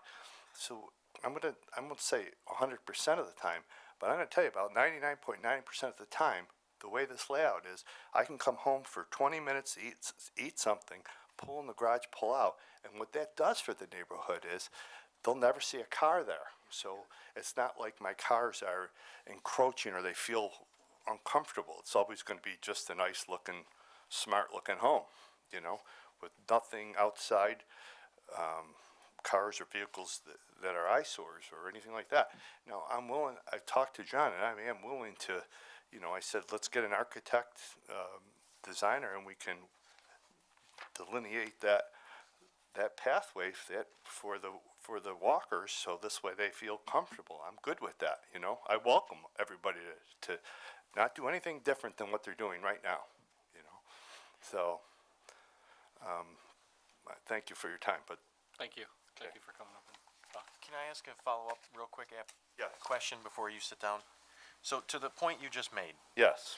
if I'm understanding what you just said correctly, would you be amenable to the possibility, and I know there's some gymnastics that you'd have to work through on that, Mr. Sharaba, but would you be amenable to the concept of installing a sidewalk of some sort? We could have debates on what the sidewalk is, from east property line to west property line, in that easement area, for that 4-foot wide easement for the width of the property. I mean, I'm definitely willing to do it so it's a comfortable area. There is really nothing, just a path, right? Understood, and that's, I think the And- concern that the board, And I understand, Hey, give me 1 second, because I just want to make sure that this point is clear. I think this is some of the board's issue, is that by having a house north of the easement, that while we understand, and I hear you 100%, that, you know, it's not your intention to ever stop anybody from walking through there. I think the board, and I'm speaking for myself, and I think some of the other board members, concern is that there would almost become an implied impediment to walking through there. So a possible option that to me seems like it would help negate that implied impediment would be if there was a sidewalk. And I understand as soon as it leaves your property, it would be a goat path again, and it would be nothing more than a dirt kick path. I'm definitely, you know, it's all about good design, right? Sure. So I can see that if you got this driveway, it would go from one end to the other. I'm not saying all the way to the property line where that other easement is, but in that green area, right, where the house is or where the driveway is, yes, you know what I mean? That 150-foot easement, you know, that should just be left alone, in my opinion, right? Right, you're not building there, and at that point, it goes back to how it Right, always so has I don't been. think we should Understood. necessarily put a sidewalk there, but what I'm agreeable to is delineate that walkway from one path to the other path, you know, from one crossing to the other, yes. Yeah, and we can do that and do a really nice job with it. You know, I've been a contractor, builder, you know, I don't know if you guys, this sounds terrible, but Hose 22 or, you know, that's what I've done. I've done building my whole life, you know, so. Okay, thank you, sir. I Thank you. Thank you. I just want to let you know that we appreciate that, and you don't have the same feeling that a neighbor's going to have because it is yours. So you want to make them feel that they're welcome. I do. Yeah, and that's one way to do it, I think. Right. They may not always agree with us right now, but I think in the future, if that would help. We'll leave, Spencer, Yes, sir. would you be satisfied with waivers? Yeah, I mean, I think there would be a discussion around what that path is, how it would be maintained, what the DPW status. I think there would be things that we would have to discuss related to that. However, for me, I think that would greatly help establish a feeling of, oh, I can walk through here because there's a completely different path that I like the idea of edge of driveway to edge of driveway, however we determine where the driveway is and so on. Because then, you know, you've got your grass that looks like it always does today, and then the second it turns to a different material at the driveway, you have a clear path that says, I can walk in the same spot now, even though there's some hardscape here. Yeah. So for me, I think that would help tremendously, make sure that there was no implied Stay off. reason why I couldn't walk through there. We would. Mr. Schraub, did you have anything else you wanted to add? I think Mr. Rasuccia took my thunder, and we're hoping that you can vote this evening, understanding the facts that, you know, I think this development's only 2% of the property, and that he's trying to work with the neighborhood and not negatively impact people. The fact that he wants to give up hardscape within that area, the frontage of his building. He also offered too that, you know, on either side of that, maybe some landscaping, so bushes can clearly define that as well. That could help people in the future. So he wants to bring people in. He doesn't want to keep people out. And we hope you vote in favor of this project this evening. Thanks for your time. Mr. Chairman, can I just make one more point for the record, real quick? Sure. The packet that our wonderful town staff just provided to us. I was just gonna speak to. Oh, I'll let you go right So I ahead. wanted Thank you. everyone, for the record, that we received a package that shows 1, 2, 3, 4, 5, 6, 7, 8, 9, 10, 11, 12, at least 12 residents. I didn't count them all in the back. For the record, should I read all the addresses? I would, because I think Yeah, it's important. so- 3 of them are the 3 most adjacent properties. Right, so it's, if the applicant helped me, there's one letter in here, I can't read the address. First one? It's a motto, so is that the one, that's the most important one, right? Right. One of the most. important. 5194 St. Paul. Let me correct myself, one of the most important ones. Bernie, So, Bernie. They're all important, is what I'm trying to say. It's 5194 St. Paul. That's what I was just gonna, 5194 St. Paul is in favor, 886 Washington, 878 Washington Avenue, 864 Washington Avenue, 863 Washington Avenue, 859 Washington Avenue, 853 Washington Avenue, 848 Washington Avenue, 842, let me double check that. 842 Washington Avenue, 829 Washington Avenue, 824 Washington Avenue, and also a note from Jane Dorbertstein at 854 Washington Avenue. All in favor of the property. I do have one question based on what Mr. Reed brought up. So if we're talking about putting some type of condition on the pathway, does the DPW have to weigh in on that? You could make it conditioned on the Commissioner of Public Works approval. Thank you. Mr. Huber? I'm gonna have Sorry, Mr. Reed Mr. go Reed. first. I was just gonna kind of, I think, jump onto that and maybe finish my opinions on this sidewalk thing and so on. I think we're asking for enough modifications or requests here that I think it would be important for the board to see this in an actual site plan format, showing a proposed sidewalk through the area, showing some of the landscaping that the applicant has seemed to inform us that he would be amenable to installing and so on, so that we can actually see this on paper.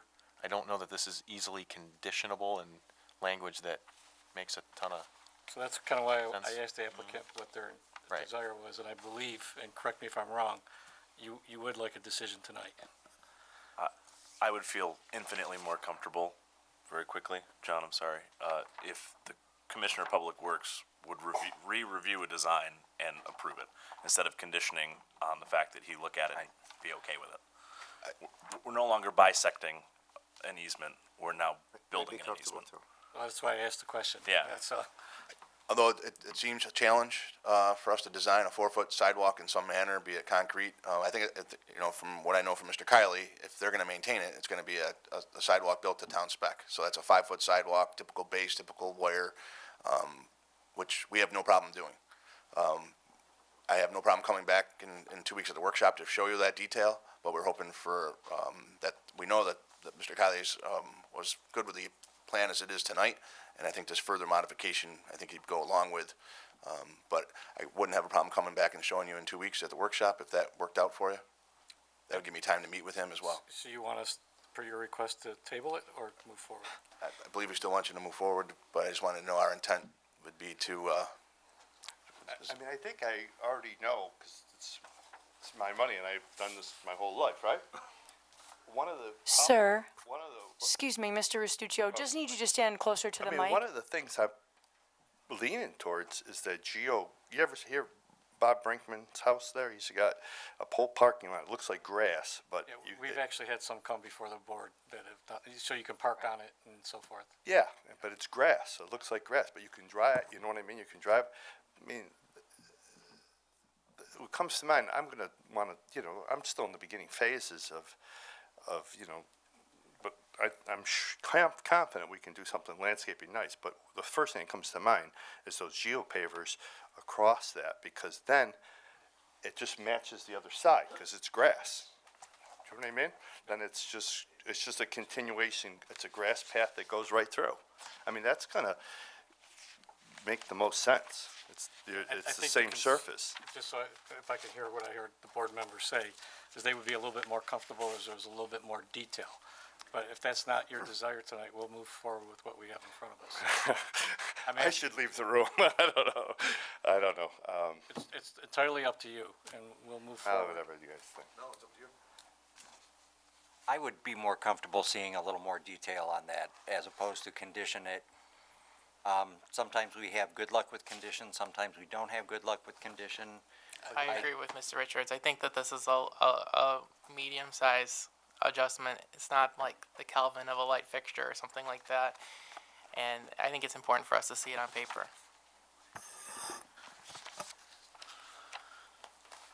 But there is a process, so if you're not inclined to do that, we can. What, can we just move forward, make it that there's a I don't know how this works actually, but if you We can make could, a but stipulation that. I'm not so sure the that- board that- will that- feel comfortable with the conditions is what I'm hearing, so. We can do that, but it's entirely, I'm gonna put it in your hands. If you want us to move forward as presented tonight, we can. With some conditions, if the board is so inclined to do that. We understand how you feel, but we also want you to feel comfortable with the decision that we make to better it. Yeah, okay, that'd be great. Hopefully we come back in a few weeks then, you're thinking? So per your request, it's okay to table it? Sure. Okay, I think That's- what if we'd that's like- what you but guys let's talk want, about that's fine. When you come back, just to make sure, do you understand what we're looking for? Any clarity required? You okay, John? Thank you for the patience. We just want to make sure that this is. Excuse me, not- Chairman, do we need a motion for the tabling, yes, or is it? thank you. It's been 17 years anyways. Mr. Chair, Yeah, thank you. on PB 1911-2, at the request of the applicant, the board would like to move to table this motion till the next meeting. Second. All those in favor, please say aye. Aye. Any opposed? It passes. Thank you. Oh, yes? You have a question? That's correct. Correct. It doesn't mean you can't say something. does it? Yeah. No, he wanted clarification that the public hearing was closed. We doing the minutes or no? We got two tabled items we gotta address. We got a couple of things. We have 2 items left. We still, if everybody could please move in an orderly fashion, we still do have, board business. Get out. Mike's still meeting, it's like, how long are you doing? Too damn long. I'm Joe, that's the answer. Please, if you're gonna have conversations, please move into the hallway so we can continue the meeting. Thank you very much. Thank you. Where's there a cop when you? What's that? You are. Please remember, they aren't necessarily. Please, if you're having meetings, please move into the hallway so we can continue with the board. Keep this. Mr. Restuccio, please, if you could take it to the hallway, thank you. I think it's the same, isn't it? Mr. Chair, can I make a motion that we lift from the table PB 1910-1? All those, do I have a second? Second. All those in favor, please say aye. Aye. Aye. Motion moves. Please read. Yep. Next item on the agenda is case number PB 1910-1. Upon the matter of request by 1700 Hudson Avenue LLC for revised site plan approval to convert the existing building into a 65-unit storage facility with new ADA compliant ramp on premises 1700 Hudson Avenue in an M manufacturing district. Hello, I'm David Burrows, architect, 64 Erie Crescent in Fairport, and Greg Carver will speak to this right now. Hi, Greg Carver, 1700 Hudson Avenue. We were here last month for a proposal for a self-storage facility on our property, and the doctor, who is not here tonight, in the Portland Pediatrics Building, you guys do have the, he brought up an issue of safety in front of his location, and we have designed a speed table, which is a kind of a raised sidewalk to go in front of the doctor's office, which should provide some traffic calming measures in front of his office, and that's how we've amended the site plan since the last meeting. And I've got 4 sets of the reductions of these drawings, if I could pass them around to be shared. I think you guys have some. Yeah, these are the ones that we have in. They're similar, there's a little bit more information on the new ones. Okay, thank you. And I apologize, could you please point out the buildings that were of concern the last time? Absolutely. Yeah. You might need the microphone. Yeah. Okay. So 1700 Hudson this is Hudson Avenue here, and this is the proposed storage facility. This is the doctor's office, and this is the apartment building that we built last year. This is 1720, which is a house, but this is the site. And this is our main entrance for our storage facility that we talked about last time. And then the changes we've made is a kind of curbs here with a raised sidewalk to slow down traffic in the parking lot. In the summer, we put in speed bumps here and here, and that does a great job of slowing down the traffic, but we take them out for snow removal, and it turns into a raceway again. So this was more of a longer term for winter and summer solution that we wanted to do.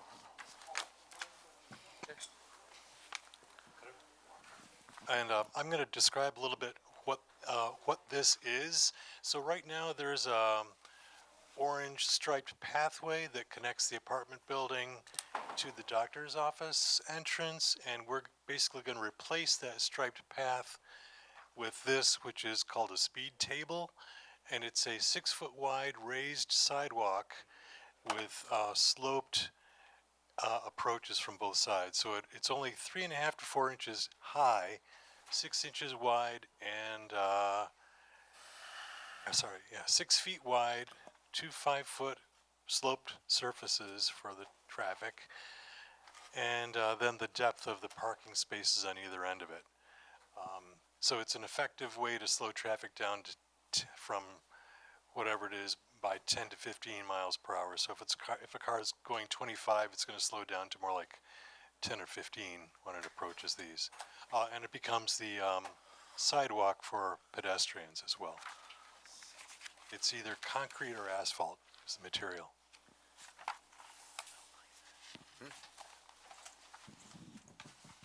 Any questions from the, Yeah, I think I'm done unless there's questions. I think, from the board? I think this is an absolutely perfect application of this pedestrian safety method, and I think it's gonna accomplish the results that And we're looking for. one other comment is, I don't even know if this is necessary, but it was requested by the tenant of the physician's office. It's gonna look nice. Yeah, I just want to echo what Mr. Evelyn just said. I appreciate the time and effort that you went in to do this. I think it's a great solution, I know you only really came here for a ramp, and here you are. But this is something that we have been kind of looking for, and I think this is terrific. So thank you for your time and all the extra effort. Much appreciated. Yes. Speaking of the ramp, are we all okay with the ramp? I just want to double check. I wasn't at the last meeting. Yeah. I watched it, so I just want to make sure. Yeah.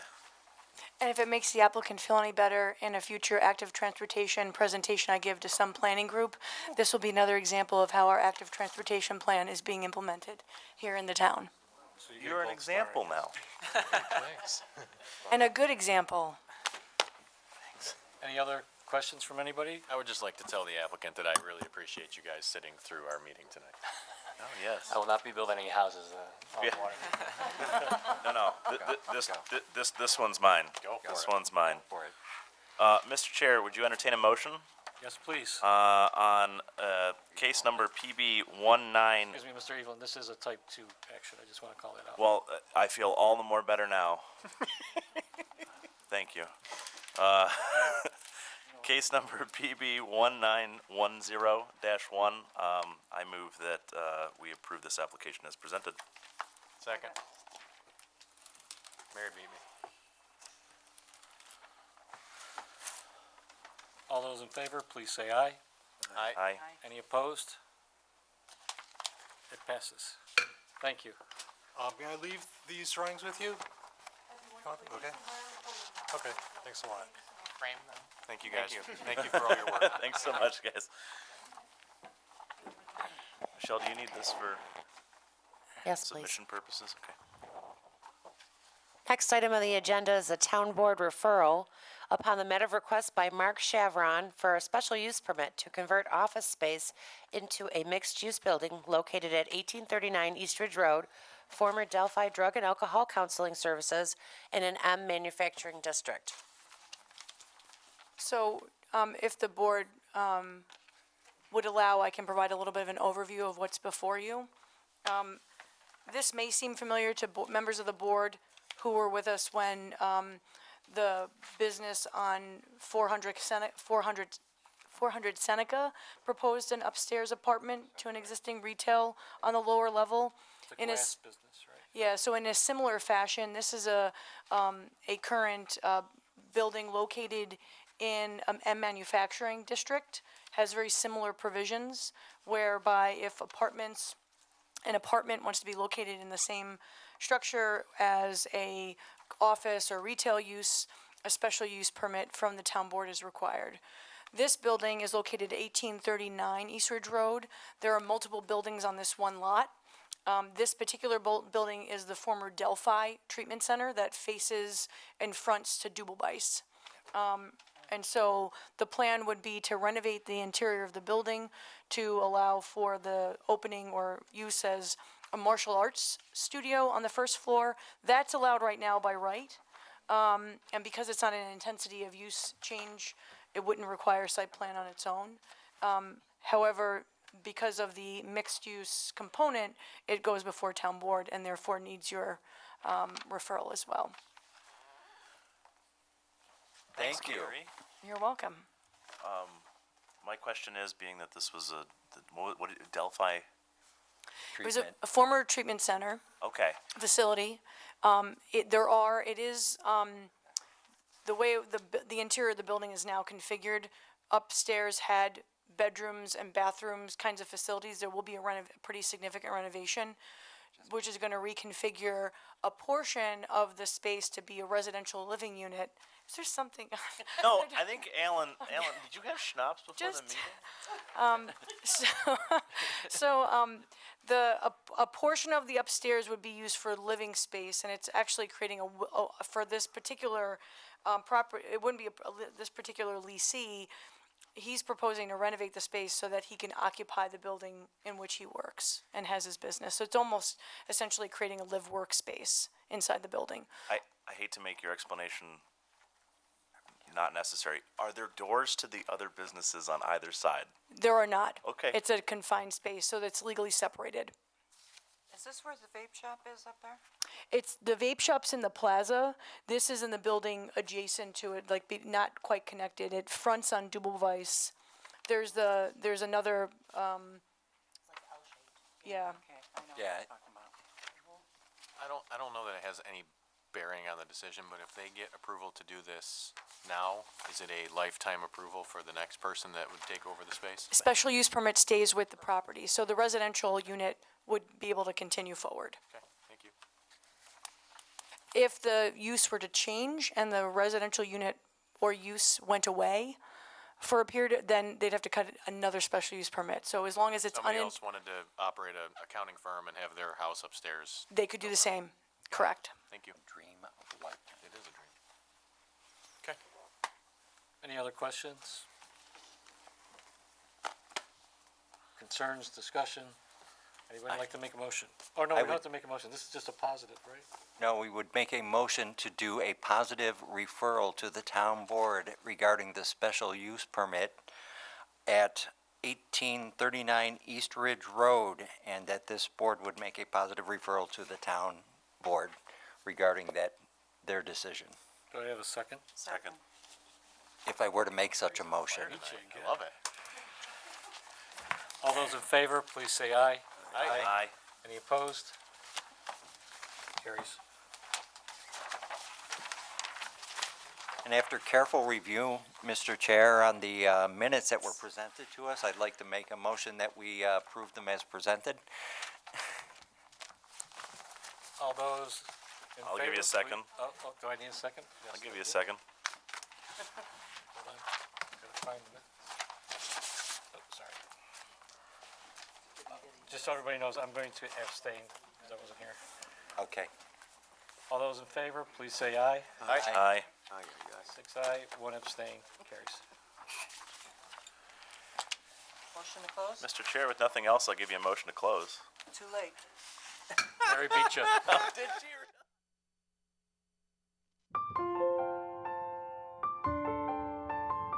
We hope you enjoyed this presentation of the Irondequoit Planning Board on ICAT, Government Access.